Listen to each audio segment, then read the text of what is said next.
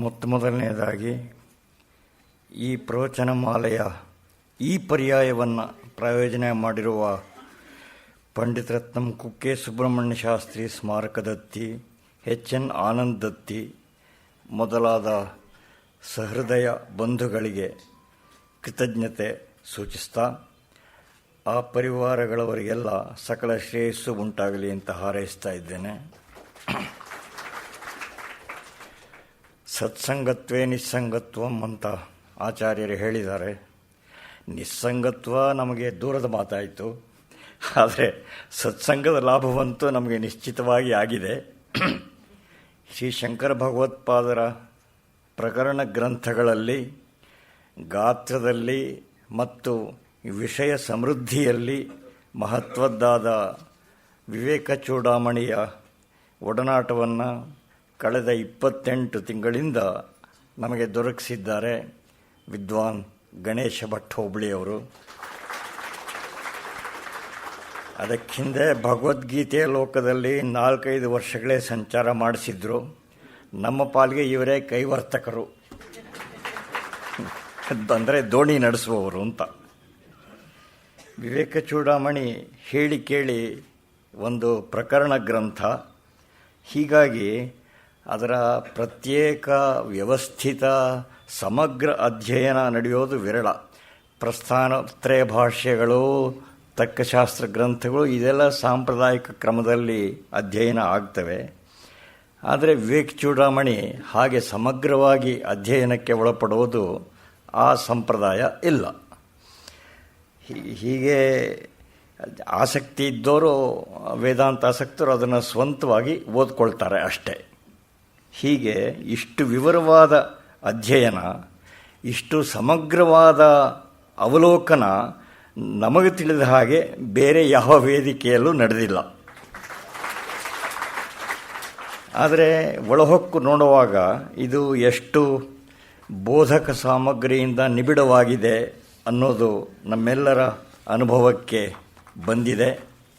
ಈ ಕಾರಣಕ್ಕೆ ಇರಬೇಕು ಶೃಂಗೇರಿಯ ಹಿಂದಿನ ಜಗದ್ಗುರುಗಳು ಚಂದ್ರಶೇಖರ ಭಾರತಿ ಮಹಾಸ್ವಾಮಿಗಳು ಹಾಸ್ಯಪೂರ್ಣವಾಗಿ ಹೇಳ್ತಾ ಇದ್ರಂತೆ, ವಿವೇಕ ಚೂಡಾಮಣಿ ಓದದೇ ಇದ್ದವರು ಅವಿವೇಕ ಚೂಡಾಮಣಿಗಳಾಗ್ತಾರೆ ಅಂತ.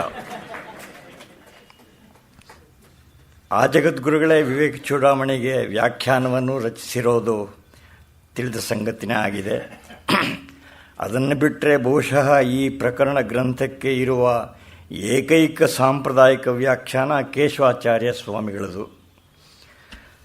ತತ್ವಜಿಜ್ಞಾಸೆ ಮತ್ತು ಕಾವ್ಯ ಸೌಂದರ್ಯ ಇವೆರಡರ ಮೇಳನ ವಿವೇಕ ಚೂಡಾಮಣಿಯಲ್ಲಿ ನಮಗೆ ಕಾಣುವ ಹಾಗೆ ಬೇರೆ ಕಡೆ ಕಾಣುವುದು ತೀರಾ ದುರ್ಲಭ. ಮುಕ್ತಿಯ ಲಕ್ಷ್ಯ, ಅದನ್ನು ಪಡೆಯೋದಕ್ಕೆ ಇರುವ ಭಕ್ತಿ ಮೊದಲಾದ ಮಾರ್ಗಗಳು, ಸ್ವಪ್ರಯತ್ನದ ಅನಿವಾರ್ಯತೆ, ಮಾಯೆಯ ಸ್ವರೂಪ, ತತ್ವಮಸಿ ಮಹಾವಾಕ್ಯದ ಅರ್ಥವಿಸ್ತಾರ, ಜೀವನ್ಮುಕ್ತನ ಲಕ್ಷಣಗಳು, ಇಂತಹ ಶುಷ್ಕ ಎನ್ನಬಹುದಾದ ವಿಷಯಗಳನ್ನು ಕುರಿತು ಹತ್ತಿರ 600 ಪದ್ಯಗಳ ಮನೋಹರವಾದ ಕಾವ್ಯ ಬರೆಯೋದು ಸಾಧ್ಯವೇ? ಈ ಪವಾಡ ಭಗವತ್ಪಾದರಿಂದ ಮಾತ್ರ ನಡೆದಿದೆ. ಅವರ ಭಾಷ್ಯಗಳು ಕೂಡ ಅನೇಕ ಕಡೆ ಗದ್ಯ ಕಾವ್ಯಗಳೇ ಆಗಿವೆ. ಅವರ ಪ್ರಕರಣ ಗ್ರಂಥಗಳಂತೂ ಅಪ್ಪಟ ಕಾವ್ಯಗಳೇ ಆಗಿವೆ. ಭಾಷ್ಯ ರಚನೆಗೆ ಹೇಗೆ ಆಚಾರ್ಯರು ಮಾನದಂಡಗಳನ್ನು ನಿರ್ಮಿಸಿದರೋ ಹಾಗೆ ಶಾಸ್ತ್ರಕಾವ್ಯದ ಮಾರ್ಗವನ್ನು ಪ್ರಶಸ್ತಗೊಳಿಸಿದವರು ಆಚಾರ್ಯ ಭಗವತ್ಪಾದರೇ. ಅದಕ್ಕೆ ಉಜ್ವಲ ನಿದರ್ಶನ ಅಂದರೆ ವಿವೇಕ ಚೂಡಾಮಣಿ. ಬೇರೆ ಬೇರೆ ಸಂದರ್ಭಗಳಲ್ಲಿ ಪದೇ ಪದೇ ಪದ್ಯವಾಕ್ಯಗಳು ಉದ್ಧೃತಗೊಳ್ಳೋದು ವಿವೇಕ ಚೂಡಾಮಣಿಯಿಂದಲೇ. ನಾವು ಇಂತಹ ವ್ಯವಸ್ಥಿತ ಪ್ರಬೋಧನಕ್ಕಾಗಿ ವಿದ್ವಾನ್ ಗಣೇಶ ಭಟ್ ಹೋಬಳಿ ಅವರನ್ನು ಆಶ್ರಯಿಸಿದ್ದಕ್ಕೆ ನಮ್ಮ ಸಂಸ್ಥೆಯ ದೃಷ್ಟಿಯ ಒಂದು ಹಿನ್ನೆಲೆ ಕೂಡ ಇದೆ. ಹಿಂದೆ ನಮ್ಮಲ್ಲಿ ವ್ಯಾಸಂಗಗೋಷ್ಠಿಯ ಕಾರ್ಯಕರ್ತ ತಂಡಕ್ಕೋಸ್ಕರ ಸಾಪ್ತಾಹಿಕ ತರಗತಿಗಳು, ಸಾರ್ವಜನಿಕರಿಗೋಸ್ಕರ ಉಪನ್ಯಾಸ ಕಾರ್ಯಕ್ರಮಗಳು, ಹೀಗೆ 2 ಸರಣಿಗಳ ಕಲಾಪಗಳು ನಡೀತಾ ಇದ್ದವು ಸುಮಾರು 30 ವರ್ಷ. ಸಾಪ್ತಾಹಿಕ ತರಗತಿಗಳಲ್ಲಿ ಹೆಚ್ಚಾಗಿ ಕಾಳಿದಾಸ, ಭವಭೂತಿ, ಉಪನಿಷತ್ತುಗಳು ಇಂತಹ ವಾಂಗ್ಮಯದ ವಿಸ್ತೃತ ಸಾಂಪ್ರದಾಯಿಕ ಶಾಸ್ತ್ರೀಯ ರೀತಿ ಅಧ್ಯಯನವೇ ನಡೀತಾ ಇತ್ತು. ಈ ಕಟ್ಟಡಕ್ಕೆ ಬಂದ ಮೇಲೆ ಒಂದು ವ್ಯತ್ಯಾಸ ಆಯಿತು. ಇಲ್ಲಿಗೆ ಬಂದಿದ್ದು ನಾವು 55-56ರಲ್ಲಿ. ಈ ಸಾಂಪ್ರದಾಯಿಕ ಸಾಹಿತ್ಯದಂತಹ ಕಾರ್ಯಕ್ರಮಗಳನ್ನು ಸಾರ್ವಜನಿಕರಿಗೆ ಯಾಕೆ ತಪ್ಪಿಸಬೇಕು ಅನ್ನುವ ವಿಚಾರ ಬಂತು. ಹೀಗಾಗಿ DVಜಿಯವರೇ ನಡೆಸ್ತಾ ಇದ್ದ ಭಗವದ್ಗೀತೆ ತರಗತಿಗಳು, ಅದು ಕಡೆಗಳಲ್ಲಿ ಆ ತರಗತಿಗಳೇ ಸಾರ್ವಜನಿಕ ಸಭೆಯ ಸ್ವರೂಪವನ್ನು ಪಡೆದುಕೊಳ್ಳಬೇಕಾಯಿತು. ಆಮೇಲೂ ಕೂಡ ಕೆಲವು ಕಾಲ ಪ್ರತ್ಯೇಕ ಸಾಪ್ತಾಹಿಕ ತರಗತಿಗಳು ನಡೀತಾ ಇದ್ದು, ವಿಶೇಷವಾಗಿ ರಾಜ್ಯಶಾಸ್ತ್ರ ಗ್ರಂಥಗಳು ಇತ್ಯಾದಿ. ಈಚಿನ ವರ್ಷಗಳಲ್ಲಿ ನಮಗೆ ಇಲ್ಲಿಯ ಕಾರ್ಯಕ್ರಮಗಳಲ್ಲಿ ಗಣನೀಯ ಸಂಖ್ಯೆಯು ಶಾಸ್ತ್ರೀಯ ಅಧ್ಯಯನ ರೀತಿಯಲ್ಲಿ ನಡೆಯಲಿ ಅಂತ ಅನ್ನಿಸ್ತಾ ಇತ್ತು.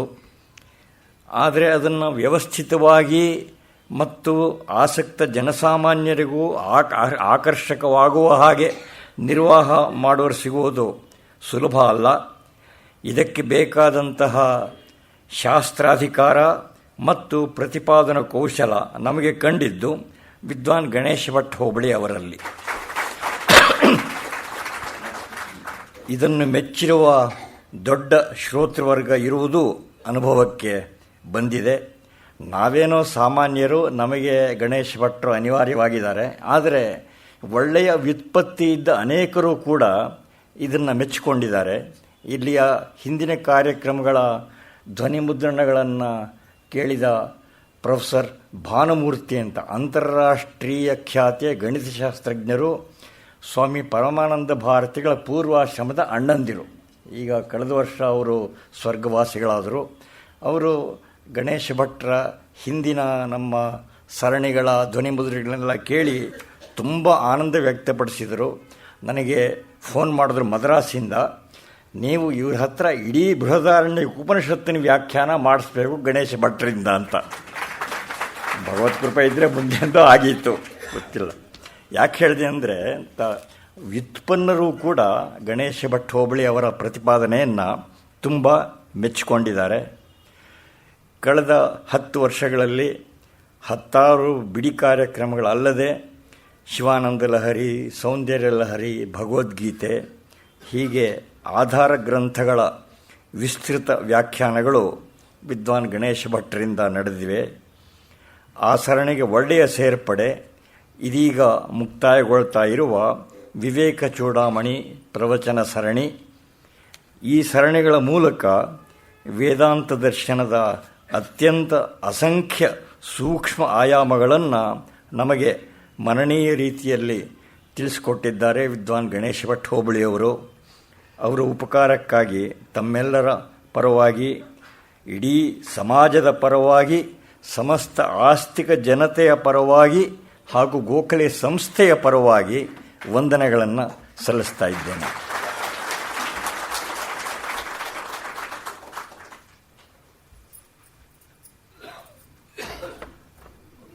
ಕಾರ್ಯಕ್ರಮದ ನಂತರ ಭಗವತ್ಪಾದ ಪ್ರಸಾದ ವಿತರಣೆಯ ಏರ್ಪಾಡಾಗಿದೆ. ದಯವಿಟ್ಟು ಎಲ್ಲರೂ ಪ್ರಸಾದವನ್ನು ಸ್ವೀಕರಿಸಿ ತೆರಳಬೇಕು ಅಂತ ವಿನಂತಿ. ಈಗ ನಮ್ಮ ಸಂಸ್ಥೆಯ ನಿರಂತರ ಅಭಿಮಾನಿಗಳು ಹಾಗೂ ಈ ವಿವೇಕ ಚೂಡಾಮಣಿ ಮಾಲಿಕೆಯನ್ನು ಆರಂಭದಿಂದ ತಪ್ಪದೇ ಆಲಿಸಿರುವವರು ಆದ ನಮ್ಮ ಹಿತೈಷಿಗಳು ಶ್ರೀಮಾನ್ ಪತ್ತಿ ಪಾಂಡುರಂಗ ಅವರು ತಮ್ಮೆಲ್ಲರ ಪರವಾಗಿ ಉಪನ್ಯಾಸಕರಿಗೆ ಗೌರವಾರ್ಪಣೆ ಮಾಡೋದಕ್ಕೆ ಇಚ್ಛೆ ಪಡ್ತಾರೆ. ದಯವಿಟ್ಟು ಅವರು ಅವರ ಪರಿವಾರದವರು ವೇದಿಕೆಗೆ ಬರಬೇಕು.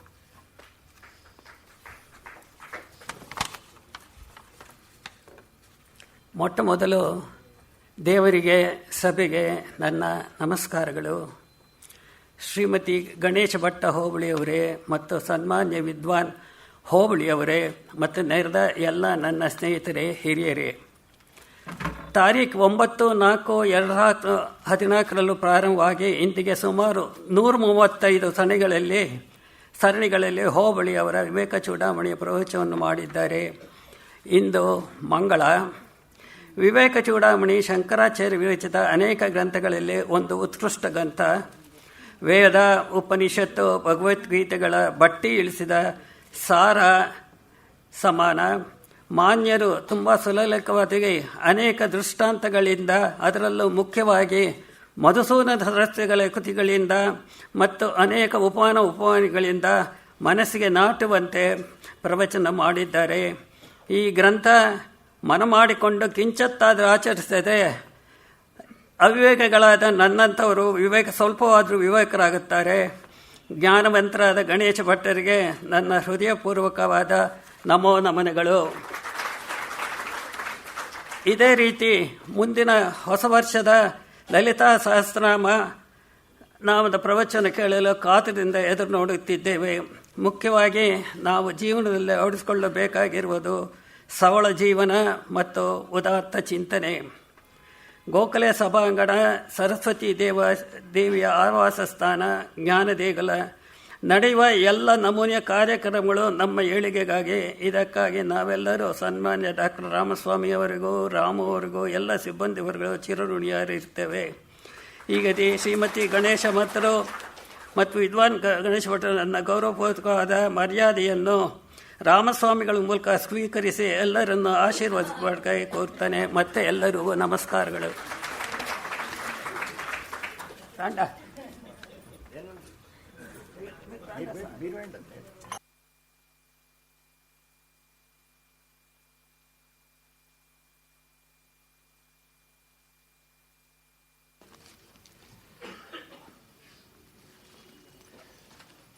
ಮಮ ವಾಚಮಿಮಾಂ ಪ್ರಸುಪ್ತಾಂ ಸಂಜೀವಯತ್ಯಖಿಲಶಕ್ತಿಧರಸ್ವಧಾಮ್ನಾ ಅನ್ಯಾಂಶ್ಚ ಹಸ್ತಚರಣಶ್ರವಣತ್ವಗಾದೀನ್ ಪ್ರಾಣಾನ್ನಮೋ ಭಗವತೆ ಪುರುಷಾಯ ತುಭ್ಯಂ. ಯಾ ವರ್ಣಪದವಾಕ್ಯಾರ್ಥಗದ್ಯಪದ್ಯಸ್ವರೂಪಿಣಿ ವಾಚಿನರ್ತಯತು ಕ್ಷಿಪ್ರಂ ಮೇಧಾನ್ ದೇವಿ ಸರಸ್ವತಿ.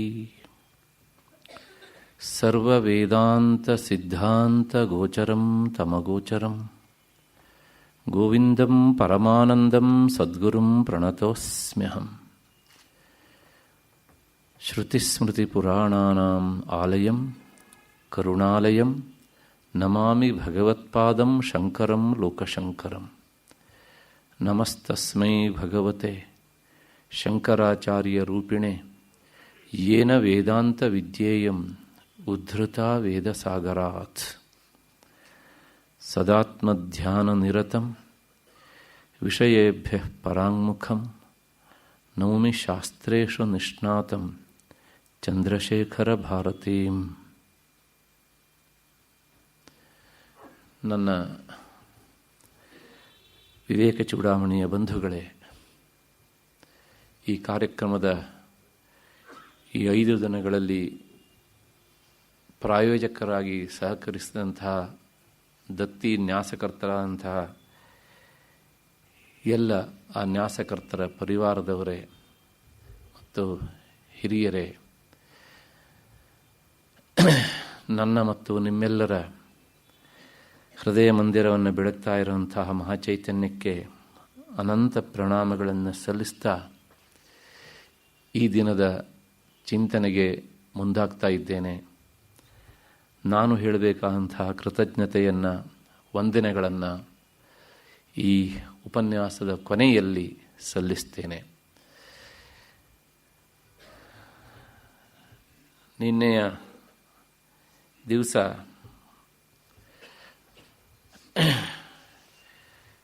ಗುರುಗಳ ಉಪದೇಶವನ್ನು ಆಲಿಸಿ ಕೃತಕೃತ್ಯತೆಯನ್ನು ಪಡೆದಂತಹ ಶಿಷ್ಯ ಅವರಿಂದ ಬೀಳ್ಕೊಂಡು ಹೊರಟು ಹೋದ. ಇಂತಹ ಶಿಷ್ಯನಿಗೆ ಪಾಠ ಹೇಳಿದ್ದು ಸಾರ್ಥಕ ಆಯಿತು ಎನ್ನುವಂತಹ ಧನ್ಯತೆಯನ್ನು ಪಡೆದಂತಹ ಗುರುಗಳು ಪಾವಯನ್ ವಸುಧಾಂ ಸರ್ವಾಂ ವಿಚಚಾರ ನಿರಂತರ, ಈ ಭೂಮಂಡಲವನ್ನೆಲ್ಲ ಪವಿತ್ರಗೊಳಿಸ್ತಾ ಅವರು ಸಂಚಾರಕ್ಕೆ ಹೊರಟರು. ಹಾಗೆ ಸುತ್ತುತ್ತಾ ಇದ್ದರು. ಏಕೆಂದರೆ ಎಲ್ಲೆಲ್ಲಿ ಇಂಥ ಸಚ್ಚಿಷ್ಯರು ಸಿಗ್ತಾರೋ ಅವರಿಗೆ ವಿಷಯವನ್ನು ತಿಳಿಸಿದಾಗ ಅದು ಹೆಚ್ಚು ಸಾರ್ಥಕವಾಗ್ತದೆ. ಭಗವಂತನ ಮಾತು ಸಹ ಹಾಗೇನೇ ಇರೋದು. ಯೋಗ್ಯನಾದಂತಹ ಶಿಷ್ಯನಿಗೆ ಕೊಟ್ಟಂತಹ ವಿಷಯ ಅದು ಸಾಕಷ್ಟು ಸಮೃದ್ಧಿಯನ್ನು ಪಡೀತದೆ ಎನ್ನುವಂಥದ್ದು ಗೀತೆಯಲ್ಲಿ ಭಗವಂತನ ಮಾತಿಗೆ ಭಗವತ್ಪಾದರು ಬರೆದಂಥ ವ್ಯಾಖ್ಯಾನ. ಅಷ್ಟು ಹಿನ್ನೆಲೆಯಲ್ಲಿ ಈಗ ನಾವು ನೋಡಬೇಕಾದದ್ದು ಕೊನೆಯ 2 ಶ್ಲೋಕಗಳು ಮಾತ್ರ ಇವೆ. ಏಕೆಂದರೆ ಉಪಸಂಹಾರದ ಭಾಗವನ್ನು ಒಳಗೊಂಡಂತಹ ಶ್ಲೋಕಗಳು ಇವು. ಇದು ಗುರುಗಳು ಲೋಕದ ಸಾಮಾನ್ಯ ಜನನನ್ನು ಕುರಿತು ಹೇಳುವಂತಹ ಅರ್ಥವನ್ನು ಒಳಗೊಂಡಂತಹ ಶ್ಲೋಕ. ಹಿತಮಿದಮುಪದೇಶಮಾದ್ರಿಯಂತಾಂ ವಿಹಿತ ನಿರಸ್ತ ಸಮಸ್ತ ಚಿತ್ತದೋಷಾಃ ಭವಸುಖ ವಿಮುಖಾಃ ಪ್ರಶಾಂತ ಚಿತ್ತಾಃ ಶ್ರುತಿರಸಿಕಾ ಯತಯೋ ಮುಮುಕ್ಷವೋ ಯೇ. ಇನ್ನೊಂದು ಸಲ. ಹಿತಮಿದಮುಪದೇಶಮಾದ್ರಿಯಂತಾಂ ವಿಹಿತ ನಿರಸ್ತ ಸಮಸ್ತ ಚಿತ್ತದೋಷಾಃ ಭವಸುಖ ವಿಮುಖಾಃ ಪ್ರಶಾಂತ ಚಿತ್ತಾಃ ಶ್ರುತಿರಸಿಕಾ ಯತಯೋ ಮುಮುಕ್ಷವೋ ಯೇ. ಈ ಶ್ಲೋಕದ ಅರ್ಥ ಹೀಗಿದೆ: ಚಿತ್ತದ ಸಮಸ್ತ ದೋಷಗಳನ್ನು ನೀಗಿಸಿಕೊಂಡು ಸಂಸಾರ ಸುಖದಲ್ಲಿ ಅನಾಸಕ್ತರಾಗಿ ಅತ್ಯಂತ ಪ್ರಶಾಂತ ಮನಸ್ವಿಗಳು, ಶ್ರುತಿ ರಸಿಕರು, ಮುಮುಕ್ಷುಗಳು ಆದಂತಹ ಯತಿಗಳು, ಅಥವಾ 2 ರೀತಿಯಲ್ಲಿ ಅರ್ಥ ಹೇಳ್ಬೋದು. ಹೀಗೆ ಮುಮುಕ್ಷುಗಳು ಮತ್ತು ಯತಿಗಳು ಇವರು ಹಿತವಾದ ಈ ಉಪದೇಶವನ್ನು ಯಾವಾಗಲೂ ಕೇಳಬೇಕು. ಕೆಲವು ಜನರಿಗೆ ಸಂಶಯ ಬರಬಹುದು, ಯತಿಗಳು ಅಂತುಂಟು, ನಮಗೆ ಹೇಳಿದ್ರಲ್ಲ ನೀವು ಅಂತ. ಅದಕ್ಕೋಸ್ಕರ ಹೇಳಿದ್ದೇನೆ, ಮುಮುಕ್ಷುಗಳು ಮತ್ತು ಯತಿಗಳು ಹೀಗೂ ಸಹ ಅದನ್ನು ಅರ್ಥವನ್ನು ಹೇಳೋದಕ್ಕೆ ಬರುತ್ತೆ. ಅಷ್ಟು ಹಿನ್ನೆಲೆಯಲ್ಲಿ ಈ ಶ್ಲೋಕದ ಒಟ್ಟು ತಾತ್ಪರ್ಯ ಇಷ್ಟು. ಸ್ವಲ್ಪ ವಿವರಣೆಯನ್ನು ನೋಡೋಣ. ಗ್ರಂಥದ ಕೊನೆಯಲ್ಲಿ ಭಗವತ್ಪಾದರು ಹೇಳ್ತಾರೆ, ಹಿತಮಿದಂ ಉಪದೇಶಂ ಅದ್ರಿಯಂತಾಂ ಅಂತ. ಈ ಉಪದೇಶ ಇದು ಹಿತವಾದ ಉಪದೇಶ ಅಂತ.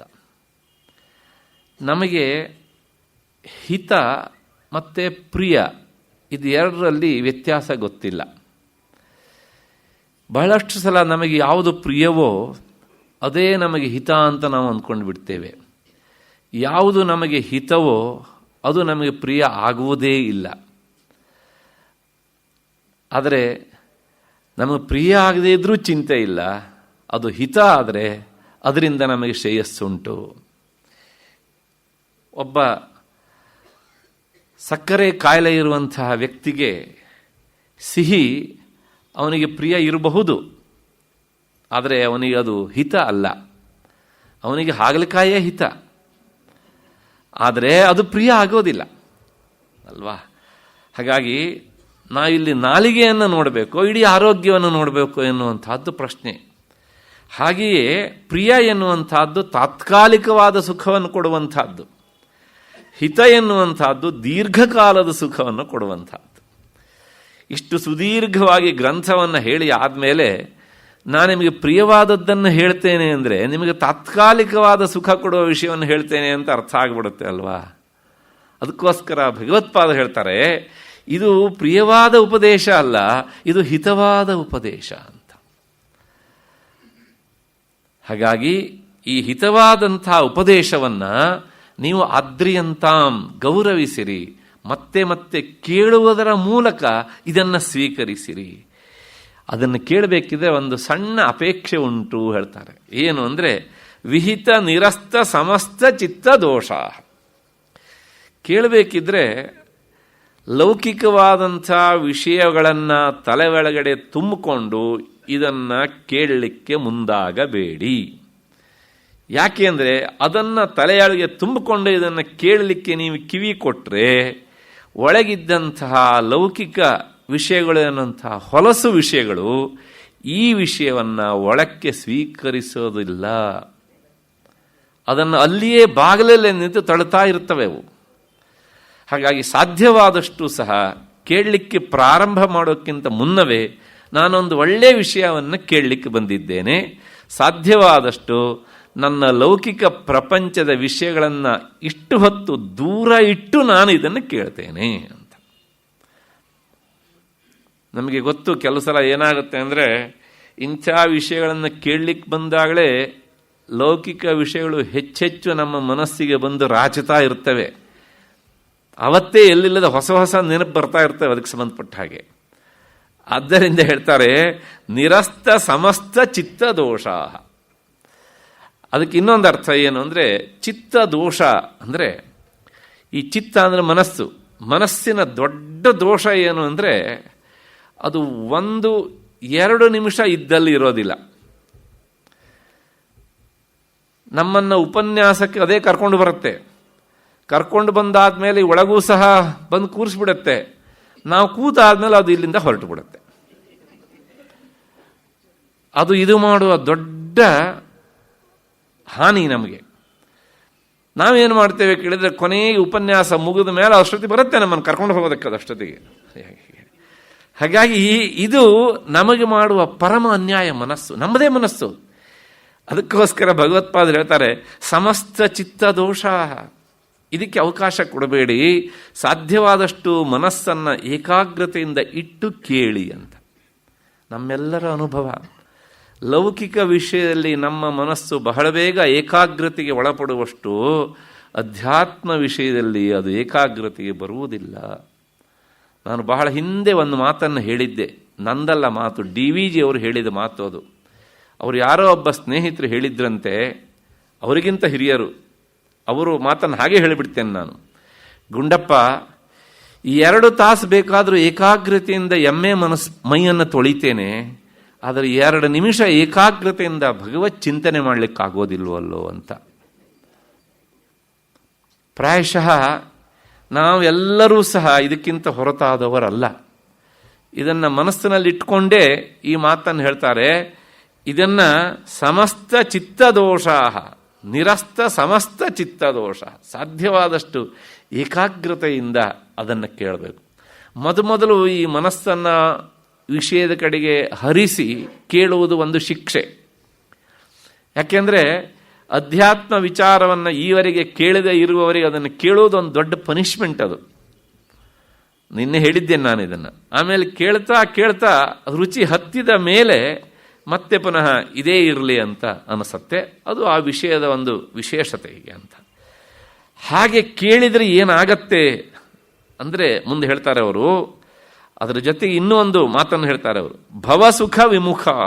ಕೇಳುವಷ್ಟೊತ್ತು ಸಂಸಾರದಲ್ಲಿ ಸ್ವಲ್ಪ ಅನಾಸಕ್ತರಾಗಿ, ಮನೆ, ನೆಂಟರು, ಇಷ್ಟರು, ಮತ್ತು ನಮ್ಮ ಮೊಬೈಲು, TV ಕಾರ್ಯಕ್ರಮ, ಮತ್ತು ಬೇರೆ ಬೇರೆ ಸಾಮಾನ್ಯ ನಮ್ಮ ಮನಸ್ಸನ್ನು ಕದಡುವಂತಹ ಸಾಮಾನ್ಯ ಗ್ರಂಥಗಳು, ಇವುಗಳನ್ನೆಲ್ಲ ದೂರ ಬಿಟ್ಟು ಬನ್ನಿ.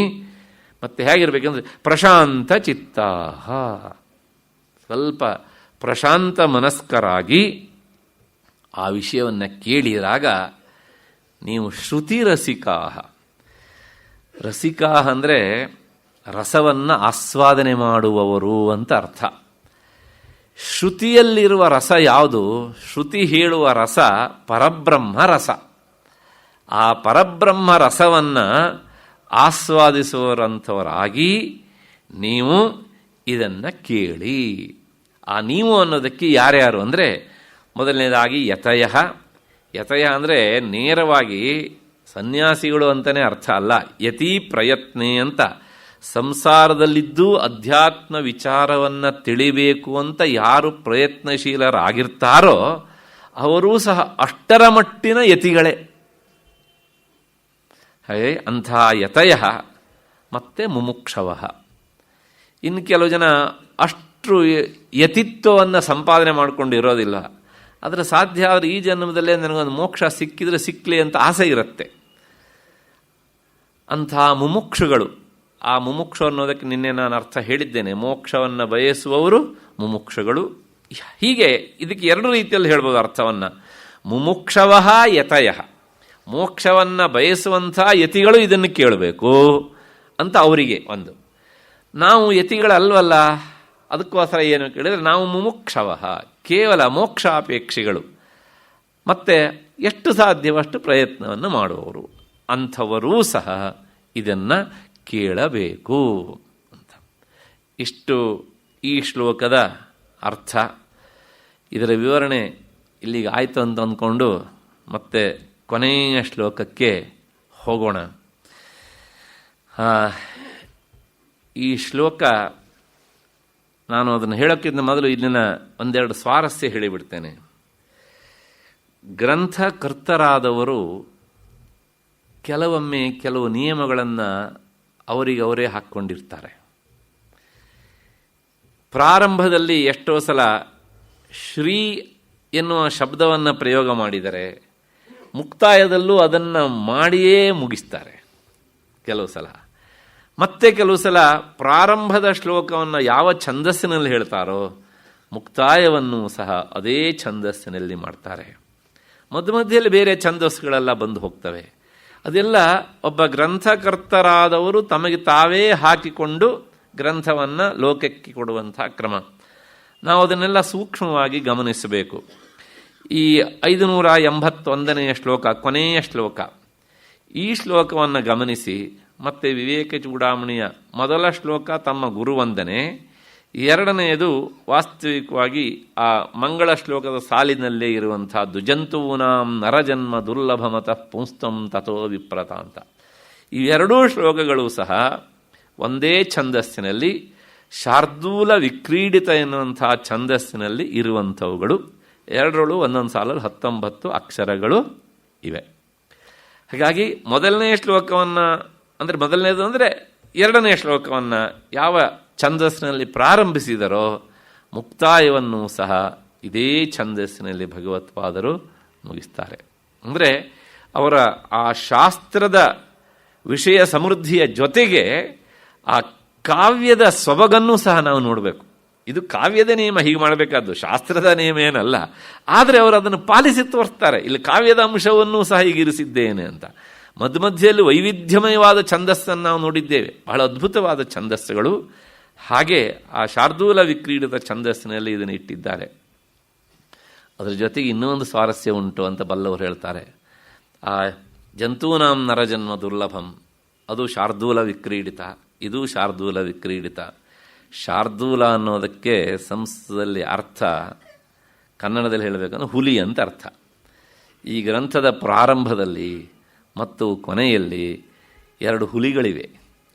ಯಾಕೆ ಅಂದರೆ ಗ್ರಂಥದ ವಿಷಯವನ್ನು ಕಂಡವರು ಕಂಡ ಹಾಗೆ ದೋಚದೇ ಇರಲಿ ಅಂತ. ಹಾಗಾಗಿ ಆ ರಕ್ಷಣೆಯನ್ನಿಟ್ಟಿದ್ದಾರೆ ಅದರ ಪ್ರಾರಂಭದಲ್ಲಿ ಮತ್ತು ಕೊನೆಯಲ್ಲಿ. ಹೇಳ್ತಾರಲ್ಲ, ಆ ಕಾಡಿಗೆ ಹೋಗಬೇಡ್ರಪ್ಪ, ಅಲ್ಲಿ ಹುಲಿ ಇದೆ ಅಂತ. ಹುಲಿಯಿಂದಾಗಿ ಕಾಡಿನ ರಕ್ಷಣೆ ಅಲ್ವಾ? ಕೆಲವು ಸಲ ಕಾಡಿನಿಂದಾಗಿ ಹುಲಿಯ ರಕ್ಷಣೆ ಆಗ್ತದೆ. ಹಾಗೆ ಇಲ್ಲಿ ಈ ಮಧ್ಯದಲ್ಲಿರುವಂಥ ವಿಷಯಗಳನ್ನು ಯಾರೋ ಎಲ್ಲಿಗೋ ಕೊಂಡೊಯ್ದೇ ಇರಲಿ ಅಂತ ಅರ್ಥದ ಹಿನ್ನೆಲೆಯಲ್ಲೋ ಎನ್ನುವ ಹಾಗೆ ಆ ಶಾರ್ದೂಲ ವಿಕ್ರೀಡಿತವನ್ನೇ ಬಳಸಿದ್ದಾರೆ ಕೊನೆಯಲ್ಲಿ. ಇಷ್ಟು ಹಿನ್ನೆಲೆಯಲ್ಲಿ ಈ ಶ್ಲೋಕದ ಅರ್ಥ ಏನು ಅಂತ ನೋಡೋಣ.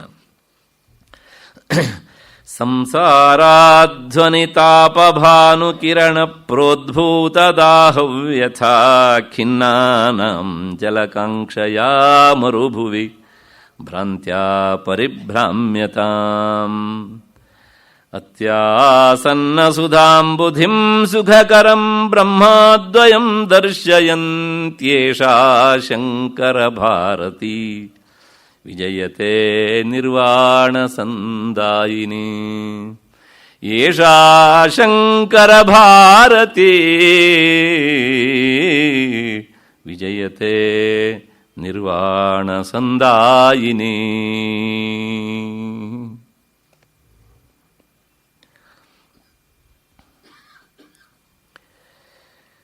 ಸಂಸಾರ ಎನ್ನುವಂತಹ ದಾರಿಯಲ್ಲಿ ನಡೆಯುತ್ತಾ ತಾಪತ್ರಯ ಎನ್ನುವಂತಹ ಈ ಸುಡು ಸೂರ್ಯನ ಬಿಸಿಲಿನಿಂದ ಬಳಲಿ ಬೆಂಡಾಗಿ ಉಂಟಾದಂತಹ ದಾಹವ್ಯಥೆ ಅಂದರೆ ನೀರಡಿಕೆಯನ್ನು ನೀಗಿಸಿಕೊಳ್ಳಲು ಮರಳುಗಾಡಿನಲ್ಲಿ ಅಂದರೆ ಮರುಭೂಮಿಯಲ್ಲಿ ನೀರಿಗಾಗಿ ಭ್ರಾಂತಿಯಿಂದ ಈ ಜನ ಅಲಿತಾ ಇರ್ತಾರೆ.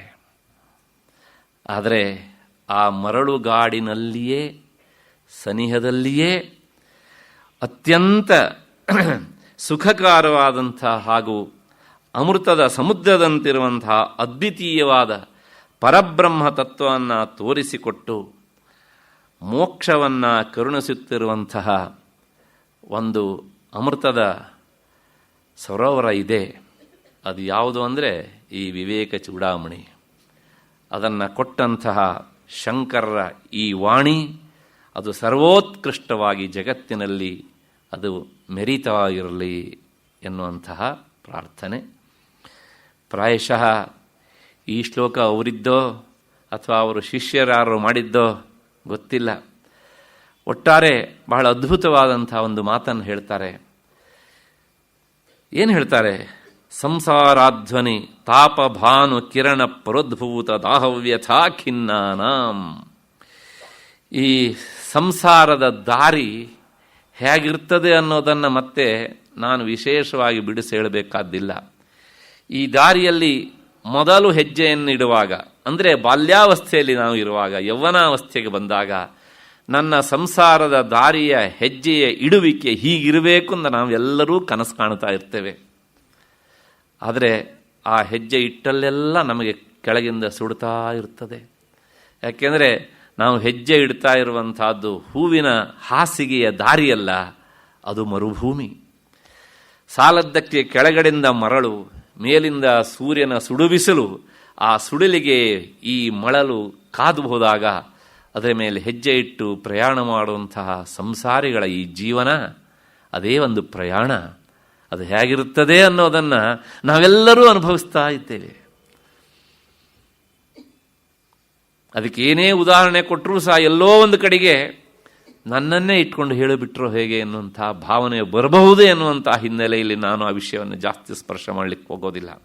ಏಕೆಂದರೆ ಈ ಸಂಸಾರದ ನೋವು ದುಃಖ ಯಾರನ್ನೂ ಬಿಡಲಿಲ್ಲ, ಎಲ್ಲರನ್ನೂ ಅದು ಕಿತ್ತು ತಿನ್ನುತ್ತಾ ಇರುತ್ತದೆ. ಆ ದಾಹ ಎನ್ನುವಂಥದ್ದು ನಮ್ಮನ್ನು ಮೂರ್ಛಿತರನ್ನಾಗಿ ಮಾಡುವ ಹಾಗೂ ಸಹ ಮಾಡಿಬಿಡ್ತದೆ. ಇಂತಹ ಈ ಸಂಸಾರಿಗಳು ಜಲಕಾಂಕ್ಷಯ ಮರುಭುವೆ ಭ್ರಾಂತ ಪರಿಭ್ರಾಮ್ಯತ, ನೀರಿಗೋಸ್ಕರ ಹುಡುಕಾಡ್ತಾ ಮಾಡ್ತಾ ಇದ್ದಾರೆ. ಎಲ್ಲಿ? ಮರುಭೂಮಿ, ಸಂಸಾರದ ಮರುಭೂಮಿ. ಮರುಭೂಮಿಯಲ್ಲಿ ನೀರು ಕಂಡ ಹಾಗೆ ಕಾಣುತ್ತೆ, ಹುಡುಕೊಂಡು ಹೋದರೆ ಅದು ಮುಂದಕ್ಕೆ ಹೋಗ್ತಾ ಇರುತ್ತೆ. ಹಾಗೆ ನಾವು ಇಲ್ಲೂ ನೀರನ್ನು ಅರಸ್ತೇವೆ. ಯಾವ ನೀರು ಅಂದರೆ ಸುಖ ಎನ್ನುವಂಥ ನೀರನ್ನು ಅರಸ್ತಾ ಇರ್ತೇವೆ. ಆದರೆ ಇದು ಮರುಭೂಮಿ ನೋಡಿ. ಹಾಗಾಗಿ ಈ ಸುಖ ಎನ್ನುವಂಥದ್ದು ವಾಸ್ತವಿಕವಾಗಿ ಇಲ್ಲಿ ಇಲ್ಲವೇ ಇಲ್ಲ, ಆದರೂ ಇದ್ದಂತೆ ತೋರ್ತದೆ. ಹಾಗೆ ತೋರ್ತಾ ಇದ್ದದನ್ನು ನಾವು ಹುಡುಕೊಂಡು ಹೋಗ್ತಾ ಹೋಗ್ತಾ ಇದ್ದಾಗ ಅದು ಮುಂದಕ್ಕೆ ಮುಂದಕ್ಕೆ ಹೋಗ್ತಾ ಇರ್ತದೆ. ಆ ಮುಂದಕ್ಕೆ ಹೋಗುವಾಗ ನಾವು ಅದನ್ನು ಪಡಿಬೇಕು ಅಂತ ನಾವು ಹೆಜ್ಜೆ ಹಾಕ್ತಾ ಇರುವಷ್ಟೊತ್ತಿಗೆ ಕಾಲಪುರುಷ ನಮ್ಮ ಹೆಜ್ಜೆಯನ್ನು ಎಳೆದು ಬಿಡ್ತಾನೆ. ಹಾಗಾಗಿ ಈ ಸಂಸಾರದ ಮರುಭೂಮಿಯಲ್ಲಿ ಎಷ್ಟು ನೀರು ಹುಡುಕಿದರೂ ಸಹ ಅಲ್ಲಿ ನಮಗೆ ಆ ಸುಖ ಎನ್ನುವಂಥ ಜಲ ಸಿಗುವುದಿಲ್ಲ. ಆದರೆ ಭಗವತ್ಪಾದರು ಕೊನೆಯಲ್ಲಿ ಹೇಳ್ತಾರೆ, ಇದೇ ಮರುಭೂಮಿಯಲ್ಲಿ ಒಂದು ಸರೋವರ ಇದೆ. ಯಾವ ಸರೋವರ ಅಂತ ಕೇಳಿದರೆ ಅವ್ರು ಹೇಳ್ತಾರೆ, ಸುಖಕರಂ ಬ್ರಹ್ಮಾದ್ವಯಂ ದರ್ಶಯಂತಿ. ಅದೊಂದು ಸರೋವರ. ಯಾವ ಸರೋವರ ಅಂದರೆ ವಿವೇಕ ಚೂಡಾಮಣಿ ಅನ್ನುವಂಥ ಸರೋವರ ಅಂತಲೂ ಅರ್ಥ ಹೇಳ್ಬೋದು. ಅಥವಾ ಆ ಅದ್ವಯ ಸ್ವರೂಪನ ಅಂಥ ಪರಬ್ರಹ್ಮ ವಸ್ತುವಿನ ವಿಚಾರವನ್ನು ಹೇಳುವಂಥ ಅಧ್ಯಾತ್ಮ ವಿಚಾರವನ್ನು ಹೊತ್ತು ಬರುವಂತಹ ಆ ಸರೋವರ ಅಲ್ಲುಂಟು. ಸ್ವಲ್ಪ ತಿರುಗಿ ಈ ಕಡೆ ನೋಡಬಾರ್ದ ನೀವು? ಈ ಕಡೆ ಅಂದರೆ ವಿವೇಕ ಚೂಡಾಮಣಿ ಕಡೆಗೆ ಅಂತ ಅರ್ಥ. ಹಾಗೆ ನೋಡಿದರೆ ಏನಾಗ್ತದೆ ಕೇಳಿದರೆ, ಖಂಡಿತವಾಗಿಯೂ ಸಹ ಈ ಮರುಭೂಮಿಯಲ್ಲಿ ಬಾಯಾರಿಕೆಯಿಂದ ಸಾಗ್ತಾ ಇರುವಂಥವರಿಗೆ ಖಂಡಿತವಾಗಿಯೂ ಸಹ ಅವರ ಬಾಯಾರಿಕೆಯನ್ನು ದಾಹವನ್ನು ಹೋಗಲಾಡಿಸುವಂತಹ ಅಮೃತ ರೂಪವಾದ ಜಲ ಸಿಗ್ತದೆ ಅಂತ. ಈ ಅಮೃತ ಎನ್ನುವಂಥ ಶಬ್ದ ಲೋಕದ ಸಾಮಾನ್ಯ ಅಮೃತವಲ್ಲ. ಇಂಗ್ಲೀಷ್ನಲ್ಲಿ ನಾವು ನೆಕ್ಟರ್ ಅಂತ ಹೇಳ್ತೇವಲ್ಲ, ಆ ಅರ್ಥದ ಅಮೃತ ಅಲ್ಲ. ನಿಮಗೆ ಗೊತ್ತು, ಮೋಕ್ಷ, ಮುಕ್ತಿ ಈ ಎಲ್ಲದರ ಪರ್ಯಾಯ ಪದವಾಗಿ ಅಮೃತ ಎನ್ನುವಂಥ ಪದವನ್ನು ಬಳಸುತ್ತೆ ಶಾಸ್ತ್ರ. ಹಾಗಾಗಿ ಇದು ಅಮೃತ ಜಲ ತುಂಬಿದಂತಹ ಸರೋವರ, ಅಂದರೆ ಮೋಕ್ಷವನ್ನು ಕೊಡುವಂತಹ ಸರೋವರ ಇದು. ಇಲ್ಲಿ ನೀವು ಸ್ವಲ್ಪ ಕಣ್ಣು ಹಾಯಿಸಿ, ಬರೇ ಕಣ್ಣಷ್ಟೇ ಅಲ್ಲ, ಬುದ್ಧಿಯನ್ನು ಸಹ ಹಾಯಿಸಿ, ಮತ್ತೆ ನಿಮ್ಮ ಮನಸ್ಸೆನ್ನುವಂಥ ನಾಲಿಗೆಯಿಂದ ಬಾಯಿಗೆ ತುಂಬಿಕೊಂಡ್ರೆ ಖಂಡಿತವಾಗಿಯೂ ಸಹ ನಿಮ್ಮ ದಾಹ ನೀಗುತ್ತದೆ. ಮತ್ತೆ ಪುನಃ ನೀವು ಈ ಮರುಭೂಮಿಯಿಂದ ಆದಂಥ ವ್ಯಥೆಗೆ ಒಳಗಾಗುವುದಿಲ್ಲ ಎನ್ನುವಂತಹ ಸಮಾಧಾನದ ಮಾತನ್ನು ಹೇಳ್ತಾ, ಏಷಾ ಶಂಕರ ಭಾರತಿ ವಿಜಯತೆ ನಿರ್ವಾಣ ಸಂದಾಯಿನಿ. ಇಂತಹ ನಿರ್ವಾಣ ಸಂದಾಯಿನಿ, ನಿರ್ವಾಣ ಅಂದರೆ ಮುಕ್ತಿ ಕೈವಲ್ಯ ನಿರ್ವಾಣಂ ಅಂತ ಕೋಶ. ಮೋಕ್ಷದ ಇನ್ನೊಂದು ಹೆಸರು ನಿರ್ವಾಣ. ಅಮೃತತ್ವ ಅಂದರೂ ಅದೇ ಅರ್ಥ. ನಿರ್ವಾಣ ಅಂದರೆ ನಿರ್ಗತಂ ವಾನಂ ಗಮನಂ ಅಂತ. ಅಂದರೆ ಎಲ್ಲಿಗೆ ಹೋದರೆ ಮತ್ತೆ ಹಿಂತಿರುಗಿ ಬರುವಿಕೆ ಎನ್ನುವಂಥದ್ದು ಇಲ್ಲವೋ ಅದನ್ನು ನಿರ್ವಾಣ ಅಂತ ಕರೀತಾರೆ. ಗೀತೆಯಲ್ಲೂ ಈ ಶಬ್ದ ಬಂದಿದೆ. ಬ್ರಹ್ಮ ನಿರ್ವಾಣ ಮೃಚ್ಛತಿ, ನೆನಪಿದೆ ಅಲ್ವಾ? ಹಾಗೆ ಅವನು ಆ ಬ್ರಹ್ಮವಸ್ತುವನ್ನು ಸೇರ್ತಾನೆ.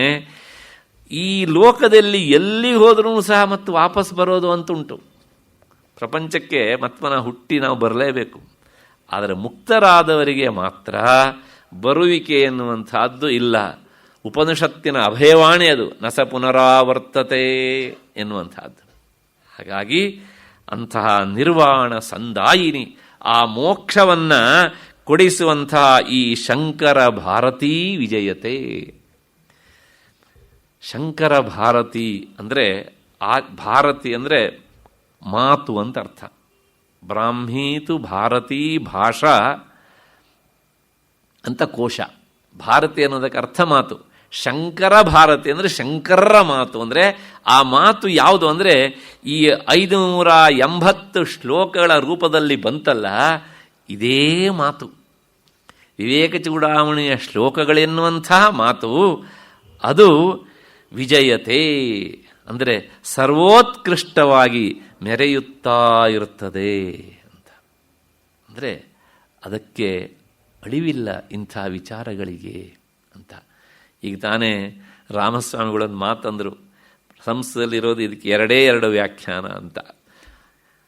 ಹಾಗಾಗಿ ಶಂಕರರ ಪರಂಪರೆಯಲ್ಲಿ ಬಂದಂತಹ ಪ್ರಾತಸ್ಮರಣೆಯಿರುವಂತಹ ಆ ಚಂದ್ರಶೇಖರ ಭಾರತಿ ಸ್ವಾಮಿಗಳ ವ್ಯಾಖ್ಯಾನವನ್ನೇ ಇಟ್ಟುಕೊಂಡು ನಾನು ಯಥಾಮತಿ ನಿಮ್ಮ ಮುಂದೆ ಈ ವಿಚಾರವನ್ನು ಇರಿಸಿದ್ದೇನೆ. ಪ್ರಾಯಶಃ ಶಂಕರರ ಹೃದ್ಗತ ಏನು ಅನ್ನೋದನ್ನು ತಮ್ಮ ವ್ಯಾಖ್ಯಾನದಲ್ಲಿ ಅವರು ಹಾಗೆ ಹೇಳ್ತಾ ಬಂದಿದ್ದಾರೆ. ನನ್ನ ಬುದ್ಧಿ ಪಾತ್ರೆಯಲ್ಲಿ ಎಷ್ಟು ಸಾಧ್ಯವೋ ಅಷ್ಟು ಹೀರಿಕೊಂಡು ನಿಮ್ಮ ಮುಂದೆ ಇರಿಸಿದ್ದೇನೆ. ಅಲ್ಲೇನಾದರೂ ವ್ಯತ್ಯಾಸ ಆದದ್ದಿದ್ರೆ ನನ್ನ ತಪ್ಪೇ ಅಷ್ಟೇ ಹೊರತೂ ಸಹ ಆ ವ್ಯಾಖ್ಯಾನಕಾರರ ತಪ್ಪೂ ಅಲ್ಲ, ಮೂಲ ಗ್ರಂಥಕರ್ತರ ತಪ್ಪೂ ಅಲ್ಲ. ಯಾಕೆಂದರೆ ಯಾವಾಗಲೂ ಒಬ್ಬ ಜೀವನ್ಮುಕ್ತರಾದವರ ಒಂದು ಸ್ಥಿತಿ ಹೇಗಿರುತ್ತೆ, ಅವರು ಹೇಳುವ ಮಾತು ಹೇಗೆ ಸಾರ್ವಕಾಲಿಕ ಸತ್ಯವಾಗಿರುತ್ತೆ, ಅಷ್ಟು ನಮ್ಮಂಥ ಲೌಕಿಕರು ಹೇಳುವಂಥ ಮಾತಿಗೆ ಶಕ್ತಿ ಬರೋದಿಲ್ಲ. ಯಾಕೆಂದರೆ ಭವಭೂತಿಯ ಮಾತು ಋಷೀಣಾಂ ಪುನರಾದ್ಯಾನಾಂ ವಾಚಂ ಅರ್ಥೋನುದಾವತಿ ಲೌಕಿಕಾನಾಂ ವಿಸಾಧೂನಾಂ ವಾಚಂ ಅರ್ಥೋನುದಾವತಿ ಅಂತ ಹೇಳಿ ಆತ ಒಂದು ಮಾತು ಹೇಳ್ತಾನೆ. ನಾವೆಲ್ಲರೂ ಅರ್ಥ ಇರುವ ಮಾತನ್ನು ಹೇಳ್ತೇವೆ, ಆದರೆ ಅಂಥ ಯತಿಗಳು ಮತ್ತು ಜೀವನ್ಮುಕ್ತರು ಅವರು ಹೇಳುವ ಮಾತಿಗೆಲ್ಲ ಅರ್ಥ ಇರಬೇಕು ಅಂತಿಲ್ಲ. ಅವರು ಮಾತನ್ನು ಹೇಳಿದರೆ ಆ ಮಾತು ವ್ಯರ್ಥ ಆಗದೇ ಇರಲಿ ಅಂತೇಳಿ ಸರಸ್ವತಿ ಅದಕ್ಕೊಂದು ಅರ್ಥವನ್ನು ಜೋಡಿಸ್ತಾಳಂತೆ. ಋಷೀಣಾಂ ಪುನರಾದ್ಯಾನಾಂ ವಾಚಂ ಅರ್ಥೋನುಧಾವತಿ. ಅವರು ಶಬ್ದ ಹೇಳಿಬಿಟ್ರೆ ಆ ಶಬ್ದವನ್ನು ಹುಡ್ಕೊಂಡು ಅರ್ಥ ಹೋಗುತ್ತಂತೆ. ನಾವು ಹಾಗಲ್ಲ, ಅರ್ಥ ಇರುವ ಮಾತನ್ನೇ ಹೇಳಬೇಕಾಗತ್ತೆ. ಇಷ್ಟು ವ್ಯತ್ಯಾಸ ಮಹಾತ್ಮರಿಗೂ ಮತ್ತು ನಮಗೂ. ಹಾಗಾಗಿ ಈ ಎಲ್ಲ ವ್ಯತ್ಯಾಸದ ಹಿನ್ನೆಲೆಯಲ್ಲಿ ನಾನು ಯಥಾಮತಿ ಈ ವಿಷಯವನ್ನು ನಿಮ್ಮ ಮುಂದೆ ಇರಿಸಿದ್ದೇನೆ. ಅದರ ಜೊತೆಗೆ ಇದಿಷ್ಟು ಸುದೀರ್ಘವಾಗಿ ವಿಚಾರಕ್ಕೆ ತೆರೆದುಕೊಳ್ಳೋದಕ್ಕೆ ರಾಮಸ್ವಾಮಿಗಳು ಹೇಳಿದ ಹಾಗೇನೆ ಹಿಂದೆ ಇಲ್ಲಿ ಅಧ್ಯಯನ ಗೋಷ್ಠಿ ಎನ್ನುವಂಥದ್ದು ನಡೀತಾ ಇತ್ತು. ಅದರ ವಿಸ್ತೃತ ರೂಪವೇ ಹೀಗೆ ಹರಿದು ಬಂತು, ಈ ರೂಪವನ್ನು ತಾಳಿತು ಅಂತ. ಅವರು ಒಂದು ಮಾತನ್ನು ಹೇಳಿದರು, ಪ್ರಾಯಶಃ ಇಷ್ಟು ಸಮಗ್ರವಾಗಿ ವಿವೇಕ ಚೂಡಾಮಣಿಯ ಚಿಂತನೆ ಆದದ್ದು ಬಹಳ ವಿರಳವೇನು ಅಂತ. ನಾನು ಆ ಮಾತನ್ನು ಹೇಳ್ತೇನೆ.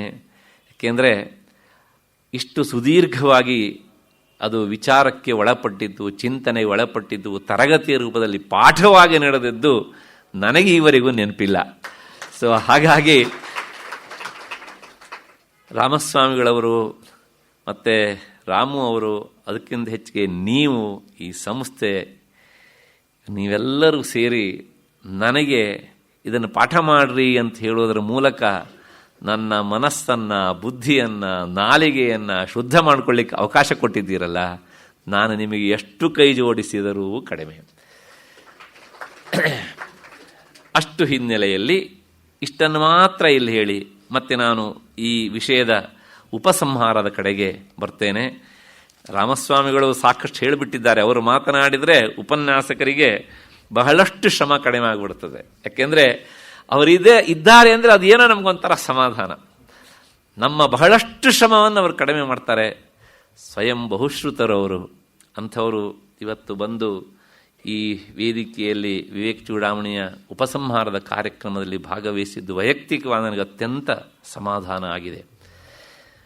ಆದರೂ ಸಹ ಉಪನ್ಯಾಸಕನಾಗಿ ನನ್ನ ಕರ್ತವ್ಯದ ಶೇಷ ಇರೋದಾದ್ದರಿಂದ ಅದನ್ನು ಹೇಳಿಬಿಡ್ತೇನೆ. ಈಗ ತಾನೇ ನಮ್ಮ ಪತ್ತಿ ಪಾಂಡುರಂಗ ಶೆಟ್ಟರು ಹೇಳಿದ ಹಾಗೆ 2014ನೇ ಇಸ್ವಿ ಏಪ್ರಿಲ್ 14ರಲ್ಲಿ 14ನೇ ವರ್ಷದ ಏಪ್ರಿಲ್ 9ನೇ ತಾರೀಕು ಇದು ಪ್ರಾರಂಭ ಆಯಿತು. ಸುಮಾರು 28 ಸರಣಿಗಳು ಅಂತ ನಿನ್ನೆ ರಾಮ ಅವರು ಹೇಳ್ತಾ ಇದ್ರು. ಒಟ್ಟು ಸುಮಾರು 160 ತಾಸುಗಳ ಚಿಂತನೆ ನಡೆದಿದೆ ಅಂತ. ಸೊ ಹಾಗಾಗಿ ಅದು ಸಹ ಒಂದು ಕಡೆಗೆ ಸಮಾಧಾನವನ್ನು ಕೊಡುವಂಥ ವಿಚಾರ. ಒಟ್ಟು ಗ್ರಂಥದಲ್ಲಿ ನಾವು ಏನು ನೋಡಿಕೊಂಡು ಬಂದ್ವಿ ಸ್ಥೂಲವಾಗಿ ಅಂದರೆ ಸುಮಾರು 1ರಿಂದ 47ನೇ ಶ್ಲೋಕದವರೆಗೆ ಅನುಬಂಧ ಚತುಷ್ಟಯ ಅಂತ. ಪ್ರಾಯಶಃ ಈಗ ಮತ್ತೆ ನೀವು ಅದು ಮರೆತಿದೆ. ಈ ಗ್ರಂಥದಲ್ಲಿ ಏನೆಲ್ಲ ಹೇಳ್ತಾರೆ, ಮತ್ತು ಇದಕ್ಕೆ ಅಧಿಕಾರಿಗಳು ಯಾರು, ಇತ್ಯಾದಿ ಇತ್ಯಾದಿ ಎಲ್ಲ ವಿಚಾರಗಳನ್ನು ಸುಮಾರು 47 ಶ್ಲೋಕಗಳಲ್ಲಿ ಹೇಳ್ಕೊಂಡು ಬಂದಿದ್ದನ್ನು ನಾವು ನೋಡಿದ್ದೇವೆ. ಅದಾದ ಮೇಲೆ ಆ 47ರಿಂದ 70ನೇ ಶ್ಲೋಕದವರೆಗೆ ವಿಷಯದ ಒಂದು ಅವತರಣಿಕೆ, ಇಷ್ಟಿಷ್ಟು ವಿಷಯವನ್ನು ನಾವಿಲ್ಲಿ ಹೇಳ್ತೇವೆ ಎನ್ನುವಂಥದ್ದು. ಇದೆಲ್ಲ ಪ್ರಾಚೀನ ಗ್ರಂಥಕರ್ತರ ಒಂದು ವಿಶೇಷವಾದ ಶೈಲಿ. ಎಲ್ಲವುದೂ ಸಹ ಒಂದು ವ್ಯವಸ್ಥಿತವಾಗಿ ಸಾಗತ್ತೆ. ಅದಾದಮೇಲೆ 3ನೆಯ ಮುಖ್ಯವಾದಂಥ ವಿಷಯ ಆತ್ಮ ಅಂದರೆ ಏನು, ಅನಾತ್ಮ ಅಂದರೆ ಏನು, ಅಂದರೆ ಆತ್ಮ ಅನಾತ್ಮ ವಿವೇಕ ವಿಚಾರಣೆ. ಸುಮಾರು 135, 136ನೇ ಶ್ಲೋಕದವರೆಗೆ ನಾವು ಈ ಚಿಂತನೆಯನ್ನು ಮಾಡಿದ್ದೇವೆ. ಅದಾದ ಮೇಲೆ 152ನೇ ಶ್ಲೋಕದವರೆಗೆ ಅಂದರೆ ಸುಮಾರು 17 ಶ್ಲೋಕಗಳಲ್ಲಿ ಬಂಧ ಅಂದರೆ ಏನು, ಮೋಕ್ಷ ಅಂದರೆ ಏನು, ಶಿಷ್ಯನ ಪ್ರಶ್ನೆ ಇತ್ತು, ಬಂಧ ಅಂದ್ರೇನು ಮತ್ತು ಮೋಕ್ಷ ಅಂದರೆ ಏನು ಅಂತ. ಅದಕ್ಕೆ ಉತ್ತರವನ್ನು ಕೊಟ್ಟಿದ್ದಾರೆ. ಅದಾದ ಮೇಲೆ ಸುಮಾರು 68 ಶ್ಲೋಕಗಳಲ್ಲಿ ಅಂದರೆ 222 ಶ್ಲೋಕದವರೆಗೆ ಪಂಚಕೋಶಗಳ ವಿಚಾರವನ್ನು ಮಾಡಿದ್ದೇವೆ. ಇಲ್ಲಿ 5 ಕೋಶಗಳಿವೆ. ಆ ಪಂಚಕೋಶಗಳ ಸ್ವರೂಪ ಏನು ಅನ್ನೋದನ್ನು 68 ಶ್ಲೋಕಗಳಲ್ಲಿ, ಪ್ರಾಯಶಃ ಈ ಪಂಚಕೋಶಗಳ ವಿಚಾರ ಇಷ್ಟು ಸುದೀರ್ಘವಾಗಿ ಬರುವಂತಹದ್ದು ಇಲ್ಲಿ ಬೇರೆ ಗ್ರಂಥದಲ್ಲೂ ಬರ್ತದೆ. ಆದರೆ 68 ಶ್ಲೋಕಗಳಲ್ಲಿ ಈ ಪಂಚಕೋಶಗಳ ವಿಚಾರವನ್ನು ವಿವೇಕ ಚೂಡಾಮಣಿ ಮಾಡಿದೆ. ಅದಾದ ಮೇಲೆ 263ನೇ ಶ್ಲೋಕದವರೆಗೆ ಅಂದರೆ 220ರಿಂದ 263ನೇ ಶ್ಲೋಕದವರೆಗೆ ಬ್ರಹ್ಮಾತ್ಮೈಕ್ಯ ಜ್ಞಾನ, ಅದರ ಸ್ವರೂಪದ ಬಗ್ಗೆ ನಾವು ಚಿಂತನೆ ಮಾಡಿದ್ದೇವೆ. ಅದಾದ ಮೇಲೆ ಆ 263ರಿಂದ 334ನೇ ಶ್ಲೋಕದವರೆಗೆ ವಾಸನಾ ಪರಿಹಾರ ಉಪಾಯ. ವಾಸನೆ ಅಂದರೆ ಜನ್ಮ ಜನ್ಮಾಂತರದ ಸಂಸ್ಕಾರ, ಅದನ್ನು ಹೇಗೆ ಕಳೆದುಕೊಳ್ಳಬೇಕು, ಕೆಟ್ಟ ಸಂಸ್ಕಾರವನ್ನು ಹೇಗೆ ನೀಗಿಸಿಕೊಳ್ಳಬೇಕು, ಒಳ್ಳೆಯ ಸಂಸ್ಕಾರವನ್ನು ಹೇಗೆ ಬೆಳೆಸಿಕೊಳ್ಳಬೇಕು ಅನ್ನೋದ್ರ ಬಗ್ಗೆ ಅದರ ವಿಚಾರ ಮಾಡಿದ್ದೇವೆ. ಅದಾದ ಮೇಲೆ ಮತ್ತೆ ಪುನಃ 409ನೇ ಶ್ಲೋಕದವರೆಗೆ, ಅಂದರೆ 334ನೇ ಶ್ಲೋಕದಿಂದ 494ನೇ ಶ್ಲೋಕದವರೆಗೆ ನೀವು ಎಷ್ಟು ಶ್ಲೋಕ ಆಯಿತು ಅಂತ ಲೆಕ್ಕ ಹಾಕ್ಕೊಳ್ಳಿ. ಸಮಾಧಿಯಿಂದ ಆಗುವಂಥ ಆತ್ಮನಿಷ್ಠೆ, ಆ ಸಮಾಧಾನ, ತೃಪ್ತಿ ಅದು ಹೇಗಿರ್ತದೆ ಎನ್ನುವಂತಹ ಅಲೌಕಿಕವಾದಂತಹ ಅನುಭವದ ವಿಚಾರವನ್ನು ಹೇಳುವಂತಹದ್ದನ್ನು ವಿಚಾರ ಮಾಡಿದ್ದೇವೆ. ಅದಾದ ಮೇಲೆ 470ನೇ ಶ್ಲೋಕದವರೆಗೆ, ಅಂದರೆ ಸುಮಾರು 61 ಶ್ಲೋಕಗಳಲ್ಲಿ ಆತ್ಮ ಸಾಕ್ಷಾತ್ಕಾರದ ಫಲ ಏನು ಅನ್ನೋದನ್ನು ನೋಡ್ಕೊಂಡು ಬಂದಿದ್ದೇವೆ. ಅಲ್ಲಿಂದ ಮುಂದಕ್ಕೆ 578ನೇ ಶ್ಲೋಕದವರೆಗೆ ಈ ಪ್ರಕರಣದ ಉಪಸಂಹಾರ ಹೇಗೆ ಅನ್ನೋದನ್ನು ನೋಡಿದ್ದೇವೆ. ಅದಾದ ಮೇಲೆ ಮುಂದೆ 2 ಶ್ಲೋಕಗಳಲ್ಲಿ ನಿನ್ನೆ ಮತ್ತು ಇವತ್ತು ಈ ಗ್ರಂಥದ ವಿಚಾರವನ್ನು ನೋಡಿದ್ದೇವೆ. ಕೊನೆಯದಾಗಿ 581ನೇ ಶ್ಲೋಕ ನನ್ನ ಪುಸ್ತಕದಲ್ಲಿ, ಬೇರೆ ಪುಸ್ತಕದ ಸಂಖ್ಯೆ ವ್ಯತ್ಯಾಸ ಇದೆ, ಮೊದಲಿಂದ ಹೇಳ್ತಾ ಬಂದಿದ್ದೇನೆ. ಅದನ್ನು ಗ್ರಂಥದ ಪ್ರಶಂಸೆ, ಭಗವತ್ಪಾದರ ಮಾತಿನ ವಿಶೇಷತೆ, ಇಷ್ಟನ್ನು ನಾವು ಇಲ್ಲಿ ಈ ಸುಮಾರು 2.25 ವರ್ಷಗಳ ಅವಧಿಯಲ್ಲಿ ನಾವು ಚಿಂತನೆ ಮಾಡಿದ್ದೇವೆ. ಇಷ್ಟು ಆದ ಮೇಲೆ ನಾನು ಇನ್ನು ಒಂದು ಮಾತನ್ನು ಹೇಳಬೇಕು. ಏನು ಅಂದರೆ,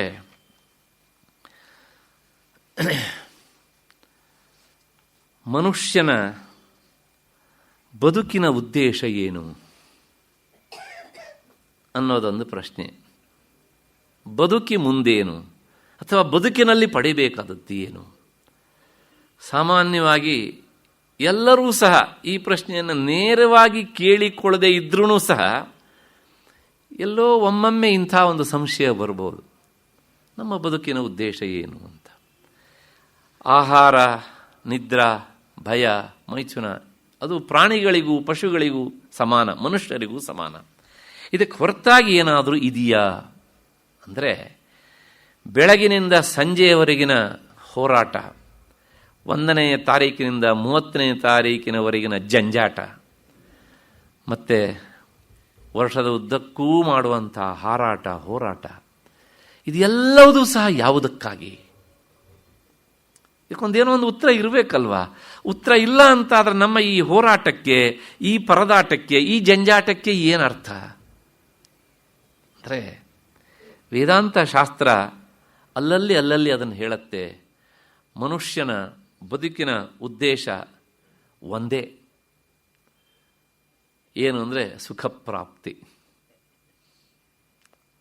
ಆ ಸುಖಪ್ರಾಪ್ತಿ ಅಂದರೆ ದುಃಖ ನಿವೃತ್ತಿಯ ಮೂಲಕ ಸುಖಪ್ರಾಪ್ತಿ. ಹೇಗೆ ಸ್ವಲ್ಪ ನೋಡೋಣ. ವಿದ್ಯಾಭ್ಯಾಸ ಯಾತಕ್ಕೋಸ್ಕರ? ಧನ ಸಂಪಾದನೆಗೋಸ್ಕರ, ನೌಕರಿ ಹಿಡಿಯೋದಕ್ಕೋಸ್ಕರ. ನೌಕರಿ ಯಾತಕ್ಕೋಸ್ಕರ? ಧನ ಸಂಪಾದನೆಗೋಸ್ಕರ. ಧನ ಸಂಪಾದನೆ ಯಾತಕ್ಕೋಸ್ಕರ? ಅನ್ನಕ್ಕಾಗಿ ಅಲ್ವಾ? ಆಹಾರಕ್ಕಾಗಿ. ಅದು ಯಾಕೆ? ಹಸಿವನ್ನು ನೀಗಿಸಿಕೊಳ್ಳೋದಕ್ಕೆ. ಹಸಿವನ್ನಾದರೂ ಯಾಕೆ ನೀಗಿಸಿಕೊಳ್ಳಬೇಕು ಅಂದರೆ, ಹಸಿವು ಎನ್ನುವಂತಹದ್ದು ಅದು ದುಃಖದಾಯಕ, ಅದು ಕಷ್ಟವನ್ನುಂಟು ಮಾಡ್ತದೆ. ಹಾಗಾಗಿ ನಮಗೆ ಅದು ಇಷ್ಟ ಇಲ್ಲ. ಹಾಗಾಗಿ ಹಸಿವು ಎನ್ನುವಂತಹದ್ದು ಪ್ರತಿಯೊಬ್ಬರಿಗೂ ಸಹ ಅದು ಅನಿಷ್ಟ. ಹಾಗಾಗಿ ಹಸಿವನ್ನು ನೀಗಿಸಿಕೊಳ್ಳೋದಕ್ಕೆ, ಅಂದರೆ ಆ ದುಃಖವನ್ನು ನಿವಾರಣೆ ಮಾಡಿಕೊಳ್ಳೋದಕ್ಕೆ ನಮ್ಮ ಮೊದಲ ಪ್ರಯತ್ನ. ಆಯಿತು, ಅದಕ್ಕೇನು ಮಾಡಬೇಕು? ಊಟ ಮಾಡಬೇಕು. ಊಟ ಮಾಡೋದಕ್ಕೆ ಅನ್ನ ಸಾರು ಸಾಕಲ್ವಾ? ಆ ಊಟದ ಮಧ್ಯೆಯಲ್ಲಿ ಬಗೆ ಬಗೆಯ ಬೇರೆ ಬೇರೆ ರೀತಿಯ ಭಕ್ಷ್ಯ ಭೋಜ್ಯಗಳೆಲ್ಲ ಯಾಕೆ ಬೇಕು ಅಂದರೆ, ಅನ್ನ ಸಾರು ಊಟ ಮಾಡಿದರೂ ದುಃಖ ನಿವಾರಣೆ ಆಗ್ತದೆ, ಹಸಿವು ನಿವಾರಣೆ ಆಗ್ತದೆ. ಅದರ ಜೊತೆ ನಮಗೆ ಸುಖವೂ ಸಿಗಬೇಕಲ್ವಾ? ಭಕ್ಷ್ಯ ಭೋಜ್ಯಗಳನ್ನು ತಿಂದಾಗ, ಸೇವಿಸಿದಾಗ ಸುಖ ಆಗ್ತದೆ. ಅಲ್ಲಿಗೆ ಅದರಿಂದ ನಮಗೆ ಸುಖ ಸಿಗ್ತದೆ ಅಂತ ಏನು ಹೇಳ್ದಂಗಾಯ್ತು ಅಲ್ಲಿಗೆ? ದುಃಖ ನಿವೃತ್ತಿ ಮತ್ತು ಸುಖ ಪ್ರಾಪ್ತಿ. ಇವೆಲ್ಲವೂ ಸಹ ಏನಿದ್ರೂ ಸಹ ಲೌಕಿಕವಾದಂಥ ದುಃಖ ನಿವೃತ್ತಿ, ಸುಖ ಪ್ರಾಪ್ತಿ. ಈ ದುಃಖ ನಿವೃತ್ತಿ, ಸುಖ ಪ್ರಾಪ್ತಿಯ ಬಯಕೆ ಪ್ರತಿಯೊಬ್ಬರಿಗೂ ಇರ್ತದೆ. ಪಂಡಿತರಿಂದ ಹಿಡಿದು ಪಾಮರರಿಗೂ ಇದು ಸಮಾನ. ಆದರೆ ಈ ಹಸಿವು ಹೇಗೆ ದುಃಖದಾಯಕವೋ ಲೌಕಿಕವಾದಂಥ ಸುಖವನ್ನು ಅನುಭವಿಸುವುದೂ ದುಃಖದಾಯಕವೇ. ಸುಖವನ್ನು ಅನುಭವಿಸುವಷ್ಟು ಸುಖ ಅಂತ ಅಂದ್ರೂ ಅನುಭವಿಸಿ ಆದಮೇಲೆ ಅದು ನಮ್ಮನ್ನು ಬಿಟ್ಟು ಹೋಗುವಾಗ ಮೊದಲು ತಾನು ಕೊಟ್ಟ ಸುಖಕ್ಕಿಂತ ಹೆಚ್ಚು ದುಃಖವನ್ನೇ ಕೊಟ್ಟು ಹೋಗ್ತದೆ. ನಮ್ಮೆಲ್ಲರ ಅನುಭವ ಸಮಾನ ಅಲ್ವಾ? ಅಲ್ಲಿಗೆ ಈ ಲೌಕಿಕವಾದ ದುಃಖ ಹೇಗೆ ದುಃಖವೋ, ಅದು ಹೇಗೆ ನಮಗೆ ಅನಿಷ್ಟವೋ, ಲೌಕಿಕವಾದ ಸುಖವೂ ಸಹ ಒಂದರ್ಥದಲ್ಲಿ ಅನಿಷ್ಟವೇ. ಹಾಗಿದ್ರೆ ಮನುಷ್ಯನ ಬಯಕೆ ಇಷ್ಟೇನ? ನಮಗೆ ತಾತ್ಕಾಲಿಕವಾದ ದುಃಖ ನಿವೃತ್ತಿ, ತಾತ್ಕಾಲಿಕವಾದಂತಹ ಸುಖ ಇಷ್ಟೇ ಸಿಕ್ಕಿದ್ರೆ ಸಾಕ? ಇಲ್ಲ. ನಮಗೆಲ್ಲರಿಗೂ ಬೇಕಾದದ್ದು ಏನು ಅಂದರೆ, ಒಮ್ಮೆ ಸಿಕ್ಕ ಸುಖ ನಮ್ಮ ಕೈಯಿಂದ ಜಾರಿ ಹೋಗಬಾರದು. ಇದನ್ನೇ ನಾವೆಲ್ಲರೂ ಬಯಸೋದು. ಕೆಲವು ಸಲ ನಾವು ಅದನ್ನು ನೇರವಾಗಿ ಪ್ರಕಟಪಡಿಸ್ತೇವೆ, ಮತ್ತೆ ಕೆಲವು ಸಲ ನೇರವಾಗಿ ನಾವು ಅದನ್ನು ಹೇಳಲಿಕ್ಕಾಗೋದಿಲ್ಲ. ಆದರೆ ಎಲ್ಲೋ ಒಂದು ಕಡೆಗೆ ನಮ್ಮ ಮನಸ್ಸು ಅದ್ರ ಬಗ್ಗೆ ವಿಚಾರ ಮಾಡ್ತಾನೇ ಇರುತ್ತೆ. ಶಾಸ್ತ್ರ ಆ ನಮಗೆ ನಿರಂತರವಾಗಿ ಸಿಗುವಂಥ ಸುಖವನ್ನೇ ಮೋಕ್ಷ ಅಂತ ಕರೆಯುತ್ತೆ. ಆ ನಿರಂತರವಾದ ಸುಖ ಹೇಗಿರುತ್ತೆ ಅಂದರೆ, ಅದು ನಮಗೆ ಇಂದ್ರಿಯಗಳ ಮೂಲಕ ಸಿಗುವಂತಹದ್ದು ಅಲ್ಲ. ಅದು ವೈಷಯಿಕ ಸುಖವಲ್ಲ. ಇಂದ್ರಿಯ ರಹಿತವಾದ ಸುಖವೇ ನಿಜವಾದ ಸುಖ ಅನ್ನೋದನ್ನು ನಾವು ಸುಷುಪ್ತಿಯಲ್ಲಿ ನೋಡ್ತೇವೆ. ಆ ಸುಷುಪ್ತಿಯಲ್ಲಿ ಸಿಕ್ಕಂತಹ ಸುಖವೇ ಈ ಜಾಗ್ರತ್ತಿನಲ್ಲೂ ನಮಗೆ ನಿರಂತರವಾಗಿ ಯಾಕೆ ಸಿಗಬಾರದು ಎನ್ನುವಂತಹದ್ದು ವಿಚಾರವಂತರಾದವರ ವಿಚಾರ. ಅದಕ್ಕೋಸ್ಕರ ಮಾಡುವ ಪ್ರಯತ್ನವೇ ಅಧ್ಯಾತ್ಮದ ಸಾಧನೆ. ಆ ಸಾಧನೆಯ ಕೊನೆಯ ಹಂತವೇ ಅದನ್ನು ಶಾಸ್ತ್ರ ಮೋಕ್ಷ ಅಥವಾ ಮುಕ್ತಿ, ನಿರ್ವಾಣ, ಅಮೃತತ್ವ ಅಂತೆಲ್ಲ ಕರೀತದೆ. ಆ ಪ್ರಯತ್ನ ಮಾಡಿದ ಮಾತ್ರಕ್ಕೆ ಅದು ಸಿಕ್ಕೇ ಬಿಡುತ್ತೆ ಅಂತಲ್ಲ, ಎಷ್ಟೋ ಅಷ್ಟು. ಗೀತೆಯಲ್ಲೇ ಭಗವಂತ ಒಂದು ಮಾತು ಹೇಳ್ತಾನೆ, ಅಧ್ಯಾತ್ಮ ದಾರಿಯಲ್ಲಿ ಸಾಗುವ ಮನುಷ್ಯ ಎಷ್ಟೇ ಪ್ರಯತ್ನ ಮಾಡಿದರೂ ಸಹ ಆ ಪ್ರಯತ್ನ ವ್ಯರ್ಥ ಆಯಿತು ಅನ್ನೋದು ಇಲ್ಲ. ನೇಹಾಭಿಕ್ರಮ ನಾಶೋಸ್ತಿ. ಇಲ್ಲಿ ಆರಂಭವಾದದ್ದು ನಾಶ ಆಗುವುದಿಲ್ಲ. ಆರಂಭ ಪೂರ್ತಿ ತುದಿ ಹಾಯುವವರೆಗೆ ಈ ದೇಹ ಬಿದ್ದು ಹೋದರೆ ಮುಂದಿನ ಜನ್ಮ ಬಂದಾಗ ಅಲ್ಲಿಂದ ಅದು ಮುಂದುವರಿಯುತ್ತದೆ. ಬೇರೆ ವಿದ್ಯೆಯಲ್ಲಿ ಈ ವ್ಯವಸ್ಥೆ ಇಲ್ಲ. ಉಪನಿಷದ್ ವಿದ್ಯೆಯಲ್ಲಿ ಈ ವ್ಯವಸ್ಥೆ ಉಂಟು, ಅಧ್ಯಾತ್ಮ ವಿದ್ಯೆಯಲ್ಲಿ ಈ ವ್ಯವಸ್ಥೆ ಉಂಟು. ಹಾಗಾಗಿ ಯಾಕೆ ಇಂಥ ವಿದ್ಯೆಯನ್ನು ಆಯ್ದುಕೊಳ್ಳುವುದಿಲ್ಲ ಎನ್ನುವಂಥದ್ದು ಕೇಳ್ತಾ ಇರುವಂತಹ ಪ್ರಶ್ನೆ. ಉಪನಿಷತ್ತು ನಮ್ಮನ್ನು ಕೇಳುವಂತಹ ಪ್ರಶ್ನೆ. ಹಾಗಾಗಿ ಇಂತಹ ವಿಷಯವನ್ನು ಆಯ್ದುಕೊಂಡು ನೀವು ಸುಖವನ್ನು ಅನುಭವಿಸಬಹುದು ಎನ್ನುವಂಥ ಮಾತನ್ನು ಶಾಸ್ತ್ರ ಅಲ್ಲಲ್ಲಿ ಹೇಳಿದ್ದನ್ನು ನಿಮ್ಮ ಮುಂದೆ ಇರಿಸಿದ್ದೇನೆ. ಅದರ ಜೊತೆಗೆ ಇದಕ್ಕೆ ಏನು ಮಾಡಬೇಕು ಅನ್ನೋದೊಂದು ದಾರಿಯನ್ನು ಹೇಳ್ತಾರೆ ಅವರು. ಇದು ಮೈತ್ರೇಯ ಉಪನಿಷತ್ತಿನ ಮಾತು. ಬದುಕಿನಲ್ಲಿ ನಾವು ಯಾವ ಚಿಂತನೆ ಮಾಡಬೇಕು ಅನ್ನೋದೊಂದು ಪ್ರಶ್ನೆ. ಆ ಅಮೃತತ್ವ ಶಾಶ್ವತವಾದ ಸುಖಕ್ಕೆ ಏನು ಬೇಕು ಅನ್ನೋದನ್ನು ಈ ಮಾತು ಹೇಳುತ್ತೆ. ಉತ್ತಮ ತತ್ವಚಿಂತೈವ ಮಧ್ಯಮಂ ಶಾಸ್ತ್ರಚಿಂತನಂ ಅಧಮ ಮಂತ್ರಚಿಂತಾಚ ತೀರ್ಥಭ್ರಾಂತಿ ಅಧಮಾಧಮ. ಇದರ ಅರ್ಥ ಏನು ಅಂದರೆ, 4 ತರಹದ ಚಿಂತನೆಗಳಿವೆ. ಅತ್ಯಂತ ಉತ್ಕೃಷ್ಟವಾದಂತಹ ಚಿಂತನೆ ತತ್ವಚಿಂತನೆ ಅಂತ.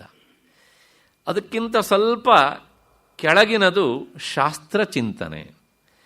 ಅದಕ್ಕಿಂತ ಇನ್ನೂ ಕೆಳಗಿನದು ಮಂತ್ರದ ಚಿಂತನೆ. ಮಂತ್ರದ ಚಿಂತನೆ ಅಂದರೆ ಆ ಮಂತ್ರದ ಮೂಲಕ ಮಂತ್ರಾಭಿಮಾನಿಯಾದ ದೇವತೆಯನ್ನು ಹುಡುಕುವ ಪ್ರಯತ್ನ. ಅದಕ್ಕೆ 3ನೆಯ ಸ್ಥಳ. ಕೊನೆಯದು ತೀರ್ಥಭ್ರಾಂತಿ ಅಧಮಾಧಮ.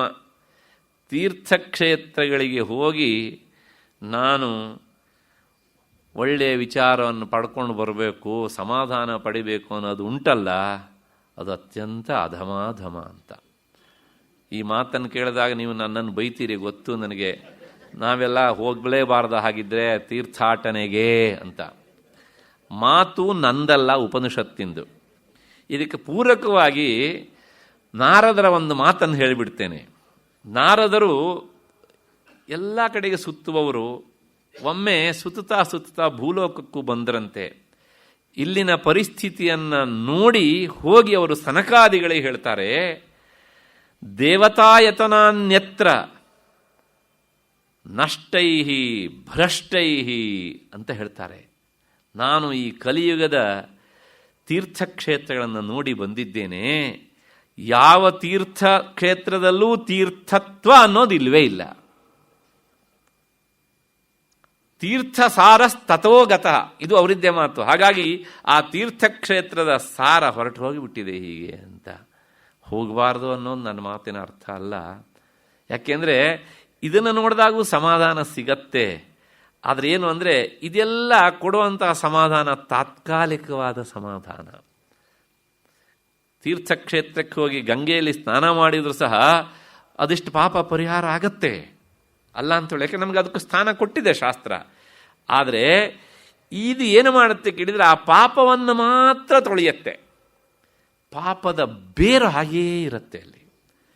ತತ್ವಚಿಂತನೆ ಏನು ಮಾಡುತ್ತೆ ಕೇಳಿದರೆ ಬೇರನ್ನು ಕತ್ತರಿಸ್ಬಿಡುತ್ತೆ. ಅದಕ್ಕೋಸ್ಕರಲೇ ಅದಕ್ಕೆ ವಿಶೇಷವಾದಂತಹ ಸ್ಥಾನ. ತತ್ವ ಅಂದರೆ ಏನು ಹಾಗಿದ್ರೆ ಅಂದರೆ, ನಾನು ಪದೇ ಪದೇ ಉಪನ್ಯಾಸದಲ್ಲಿ ಹೇಳಿದ್ದೇನೆ, ತತ್ವ ಅನ್ನೋದಕ್ಕೆ ಅರ್ಥ ನಿಜ ಸ್ವರೂಪ, ಮೂಲ ಕಾರಣ ಅಂತ. ಮಡಕೆಯ ತತ್ವ ಮಣ್ಣು, ಬಟ್ಟೆಯ ತತ್ವ ನೂಲು, ನೂಲಿನ ತತ್ವ ಹತ್ತಿ, ಹತ್ತಿಯ ತತ್ವ ಹತ್ತಿಯ ಕಾಯಿ, ಕಾಯಿಯ ತತ್ವ ಗಿಡ, ಆ ಗಿಡದ ತತ್ವ ಮಣ್ಣು, ಮಣ್ಣಿನ ತತ್ವ ಪರಬ್ರಹ್ಮ ವಸ್ತು. ಹೀಗೆ ಈ ಪ್ರಪಂಚ ಮೂಲವಾದಂಥ ಒಂದು ವಸ್ತು ಏನುಂಟಲ್ಲ, ಬ್ರಹ್ಮವಸ್ತುವನ್ನೇ ತತ್ವ ಅಂತ ಶಾಸ್ತ್ರ ಕರೆದಿವೆ. ಹಾಗಾಗಿ ವೇದಾಂತಕ್ಕೆ ತತ್ವಶಾಸ್ತ್ರ, ಬ್ರಹ್ಮ ವಿಚಾರವನ್ನು ಮಾಡುವ ಶಾಸ್ತ್ರ ಎನ್ನುವಂಥದ್ದು ಅದರ ಅರ್ಥ. ಇದಕ್ಕೆ ಮೊದಲ ಆದ್ಯತೆ. ಯಾಕೆಂದರೆ ಅಜ್ಞಾನದ ಬೇರನ್ನು ಕತ್ತರಿಸುವುದು ಇದು ಮಾತ್ರ. ಮತ್ತು ಬೇರೆ ಶಾಸ್ತ್ರಗಳು, ವೇದಾಂತೇತರ ಶಾಸ್ತ್ರಗಳು ಅಂದರೆ ತತ್ವಶಾಸ್ತ್ರಕ್ಕೆ ಹೊರತಾದ ಶಾಸ್ತ್ರಗಳ ಚಿಂತನೆ, ಅದಕ್ಕೆ ಎರಡನೇ ಸ್ಥಾನ. ನ್ಯಾಯ, ವೈಶೇಷಿಕ, ಮೀಮಾಂಸಾ, ಯೋಗ, ಸಾಂಖ್ಯ ಇವೆಲ್ಲ ಇವೆ.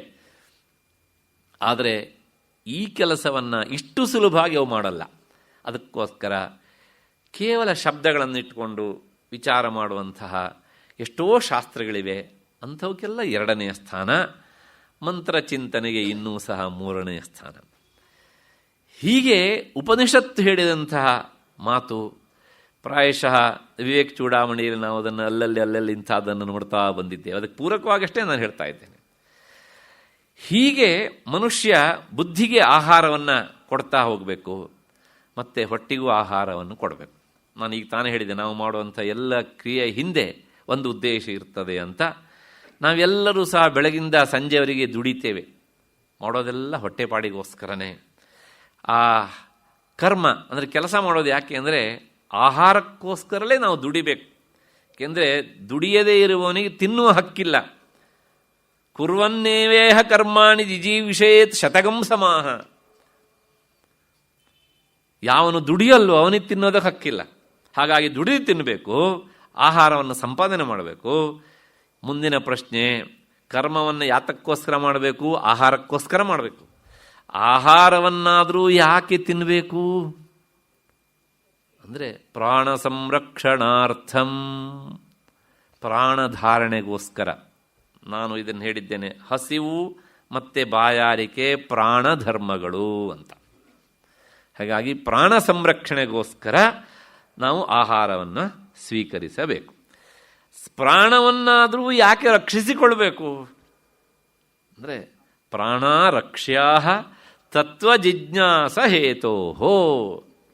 ತತ್ವಜಿಜ್ಞಾಸೆಗೋಸ್ಕರ ಪ್ರಾಣವನ್ನು ರಕ್ಷಿಸಿಕೊಳ್ಬೇಕೇ ಅಷ್ಟೇ ಹೊರತು ತಿನ್ನೋದಕ್ಕಾಗಿ ಅಲ್ಲ ಅಂತ. ನನಗೆ ಒಂದು ಸಮಾಧಾನ, ನಾನೇನಾದ್ರು ಒಂದು ವಾಕ್ಯ ಶುರು ಮಾಡಿದರೆ ನಾನು ತುದಿ ಒರೆಸ್ಬೇಕಾದ್ದಲ್ಲ, ಕೇಳಿ ಕೇಳಿ ವೇದಾಂತ ನೀವೇ ಫಿಲಪ್ ದ ಬ್ಲ್ಯಾಂಕ್ಸ್ ಮಾಡ್ಕೊಬಿಡ್ತೀರಿ. ಇವಾಗ ಅದೊಂದು ಸಮಾಧಾನ ಉಂಟು ನನಗೆ. ಹೀಗೆ ಆ ತತ್ವ ಜಿಜ್ಞಾಸೆಗೋಸ್ಕರ ಮಾಡಬೇಕು. ತತ್ವ ಅಂದರೆ ಏನು ಅಂತ ಈಗ ತಾನೇ ನಾನು ಹೇಳಿದ್ದೇನೆ, ಅದನ್ನು ನಾವು ತಿಳಿಬೇಕು. ಅದನ್ನಾದರೂ ಯಾಕೆ ತಿಳ್ಕೊಳ್ಬೇಕು? ತತ್ವ ಜಿಜ್ಞಾಸೆಯನ್ನಾದರೂ ಯಾಕೆ ಮಾಡಬೇಕು ಅಂದರೆ ತತ್ವಂ ಜಿಜ್ಞಾಸ್ಯಂ ಏನ ಭೂಯೋ ನ ಜನ್ಮ, ಏನ ಭೂಯೋ ನ ದುಃಖಂ. ತತ್ವ ಜಿಜ್ಞಾಸೆ ಮಾಡಿದರೆ ಏನಾಗುತ್ತೆ ಅಂದರೆ ದುಃಖ ನಿವಾರಣೆ ಆಗತ್ತೆ. ನಮ್ಮೆಲ್ಲರ ಬದುಕಿನ ಉದ್ದೇಶ ದುಃಖವನ್ನು ನೀಗಿಸಿಕೊಳ್ಳೋದು. ದುಃಖ ನೀಗಿತು ಅಂದರೆ ಅರ್ಥ ಏನು? ಸುಖ ಪ್ರಾಪ್ತಿ ಆಯಿತು ಅಂತ ಅರ್ಥ. ಸುಖ ಪ್ರಾಪ್ತಿ ಆಯಿತು ಅಂದರೆ ದುಃಖ ನೀಗಿತು ಅಂತ ಅರ್ಥ. ಇದೆರಡು ಒಂದು ನಾಣ್ಯದ ಎರಡು ಮುಖಗಳು ಅಲ್ವಾ? ಹಾಗಾಗಿ ನನಗೆ ಸುಖವಾಗಿದೆ ಅಂದರೆ ದುಃಖ ನಿವಾರಣೆ ಆಗಿದೆ ಅಂತ ಅರ್ಥ, ದುಃಖ ಆಗಿದೆ ಅಂದರೆ ಸುಖ ಸಿಗಲಿಲ್ಲ ಅಂತ ಅರ್ಥ. ಹಾಗಾಗಿ ತತ್ವ ಜಿಜ್ಞಾಸೆಯನ್ನು ಮಾಡೋದ್ರಿಂದ ಏನು ಪ್ರಯೋಜನ ಅಂದರೆ ಸಮಾಧಾನ. ಅದೊಂದು ದೊಡ್ಡ ಸಂಪತ್ತು. ಎಷ್ಟೆಲ್ಲ ಇದ್ರೂ ಸಹ ಆ ಸಮಾಧಾನ ಅನ್ನೋದು ಒಂದಿಲ್ಲ ಅಂತಾದರೆ ಅವನಷ್ಟು ಕಡು ದರಿದ್ರ, ಅವನಷ್ಟು ಕಡು ಬಡವ ಇನ್ಯಾರಿದ್ದಾರೆ? ಏನೂ ಇಲ್ಲದೆ ಇದ್ರೂ ಸಹ ಸಮಾಧಾನ ಇದೆ ಅಂತಾದರೆ ಅವನಷ್ಟು ದೊಡ್ಡ ಧನಿಕ, ಸಂಪತ್ತುಳ್ಳವನು ಪ್ರಪಂಚದಲ್ಲಿ ಇನ್ನೊಬ್ಬ ಇಲ್ಲ. ಹಾಗಾಗಿ ಸಮಾಧಾನ ಎನ್ನುವಂಥದ್ದು ಹೊರಗಿನ ವಸ್ತುಗಳಿಂದ ಬರುವಂಥದ್ದಲ್ಲ, ಒಳಗಿನಿಂದ ಬರುವಂಥದ್ದು. ಅದಕ್ಕೆ ಪೂರಕವಾಗಿ ನಿಲ್ಲುವಂಥದ್ದು ತತ್ವ ಜಿಜ್ಞಾಸೆ. ಅದನ್ನು ಮಾಡಬೇಕು ಎನ್ನುವಂಥ ಹಿನ್ನೆಲೆಯಲ್ಲಿ ಇಷ್ಟು ವಿಚಾರವನ್ನು ನಿಮ್ಮ ಮುಂದೆ ಇರಿಸಿದ್ದೇನೆ.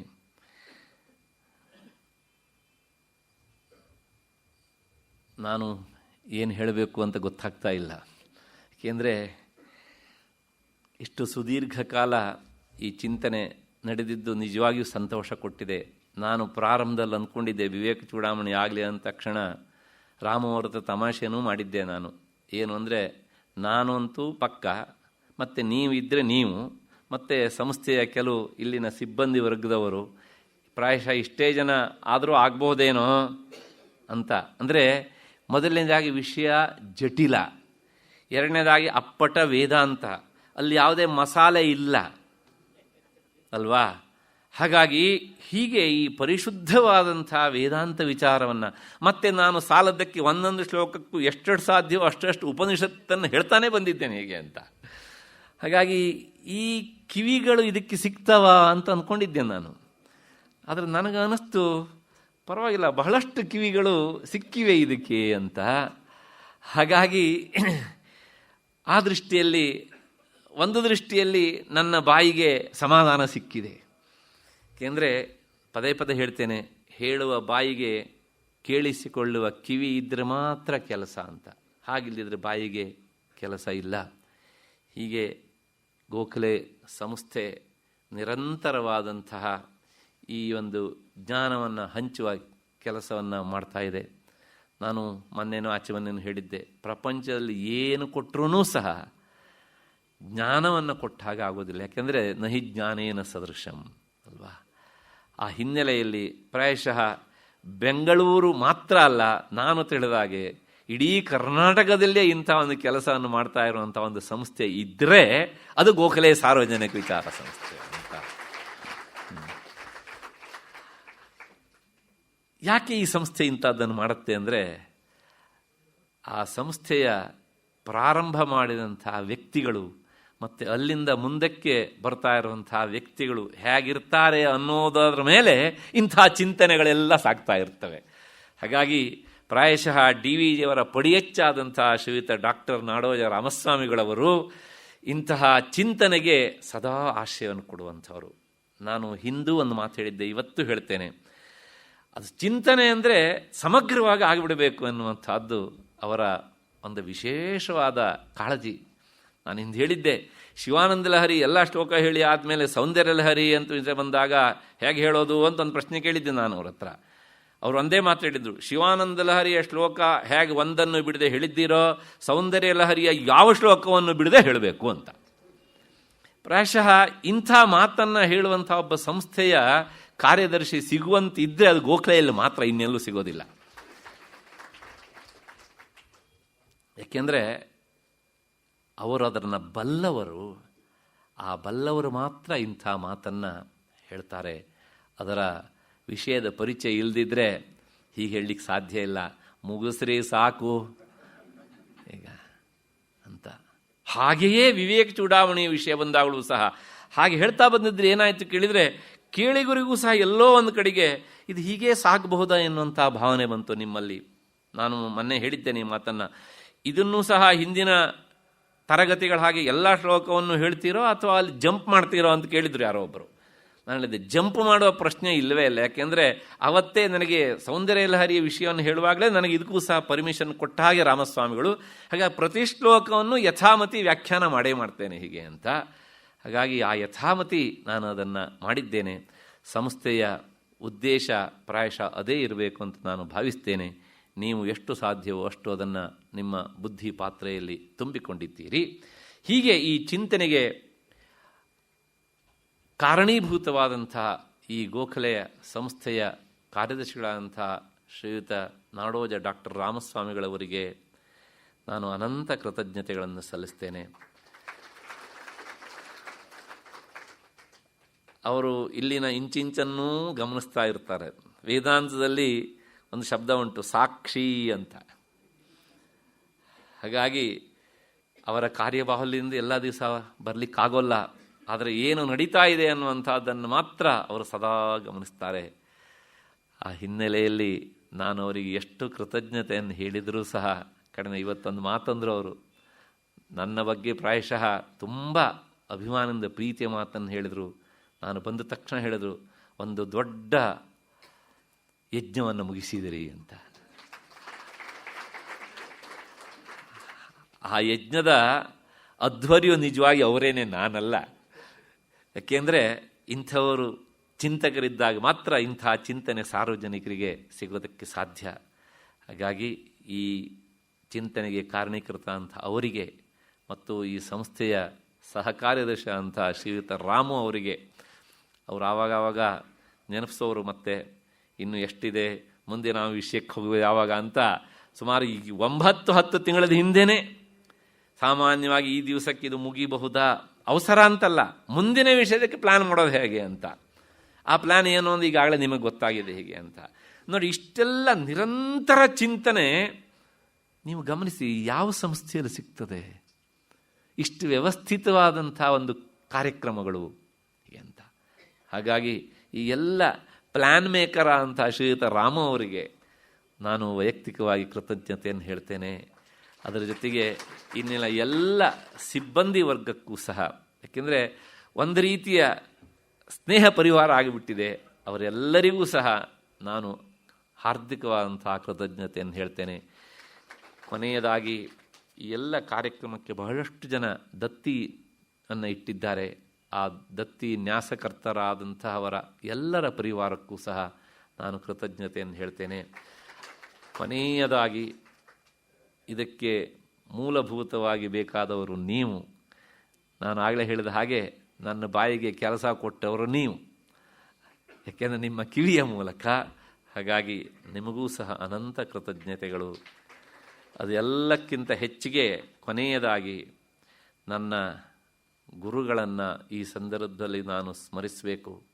ಅದರ ಜೊತೆಗೆ ಆಚಾರ್ಯ ಶಂಕರ ಭಗವತ್ಪಾದರು ಇಂಥ ಒಂದು ಅಮೂಲ್ಯವಾದಂತಹ ಕೃತಿಯನ್ನು ಕೊಟ್ಟರು. ಅದಕ್ಕೆ ತಪಸ್ಸಿವರೇಣ್ಯರಾದಂತಹ ಪೂಜ್ಯ ಶ್ರೀ ಶ್ರೀ ಚಂದ್ರಶೇಖರ ಭಾರತೀಯ ಸ್ವಾಮಿಗಳು ವ್ಯಾಖ್ಯಾನ. ಅದು ಇಲ್ಲದೇ ಇದ್ದಿದ್ದರೆ ಪ್ರಾಯಶಃ ನಾನು ಎಲ್ಲೋ ಒಂದು ಕಡೆಗೆ ಹೆಳವನಾಗ್ತಿದ್ದೆ. ಹಾಗಾಗಿ ನನಗೊಂದು ಸಮಾಧಾನ ಉಂಟು. ವಿದ್ಯಾರ್ಥಿ ಜೀವನದಲ್ಲಿ ಇದನ್ನೆಲ್ಲ ಎಷ್ಟು ಓದಬೇಕು ಅಷ್ಟು ನಾವು ಓದಲಿಕ್ಕಾಗೋಲ್ಲ. ಹಾಗೆ ಓದುವಂತಹ ಅವಕಾಶವನ್ನು ನೀವು ಕೊಟ್ಟರಿ, ಸಂಸ್ಥೆ ಕೊಡ್ತು. ಹಾಗಾಗಿ ಇನ್ನೊಮ್ಮೆ ನಿಮಗೆಲ್ಲರಿಗೂ ಕೃತಜ್ಞತೆಯನ್ನು ಸಲ್ಲಿಸ್ತಾ, ಕೊನೆಯದಾಗಿ ಈ ನನ್ನ 28 ಸರಣಿಯ ಚಿಂತನೆಯ ವಿಚಾರಗಳನ್ನು, ವಾಕ್ಕುಸುಮಗಳನ್ನು ಆ ವಿವೇಕ ಚೂಡಾಮಣಿಯಲ್ಲಿ ಪ್ರತಿಪಾದಿತವಾದಂತಹ ಪರಬ್ರಹ್ಮ ವಸ್ತುವಿನಲ್ಲಿ ವಿಲೀನಗೊಳಿಸಿ ಎಲ್ಲರಿಗೂ ಸಹ ಕೃತಜ್ಞತೆಯನ್ನು ಸಲ್ಲಿಸ್ತೇನೆ. ಎಲ್ಲರಿಗೂ ನಮಸ್ಕಾರ.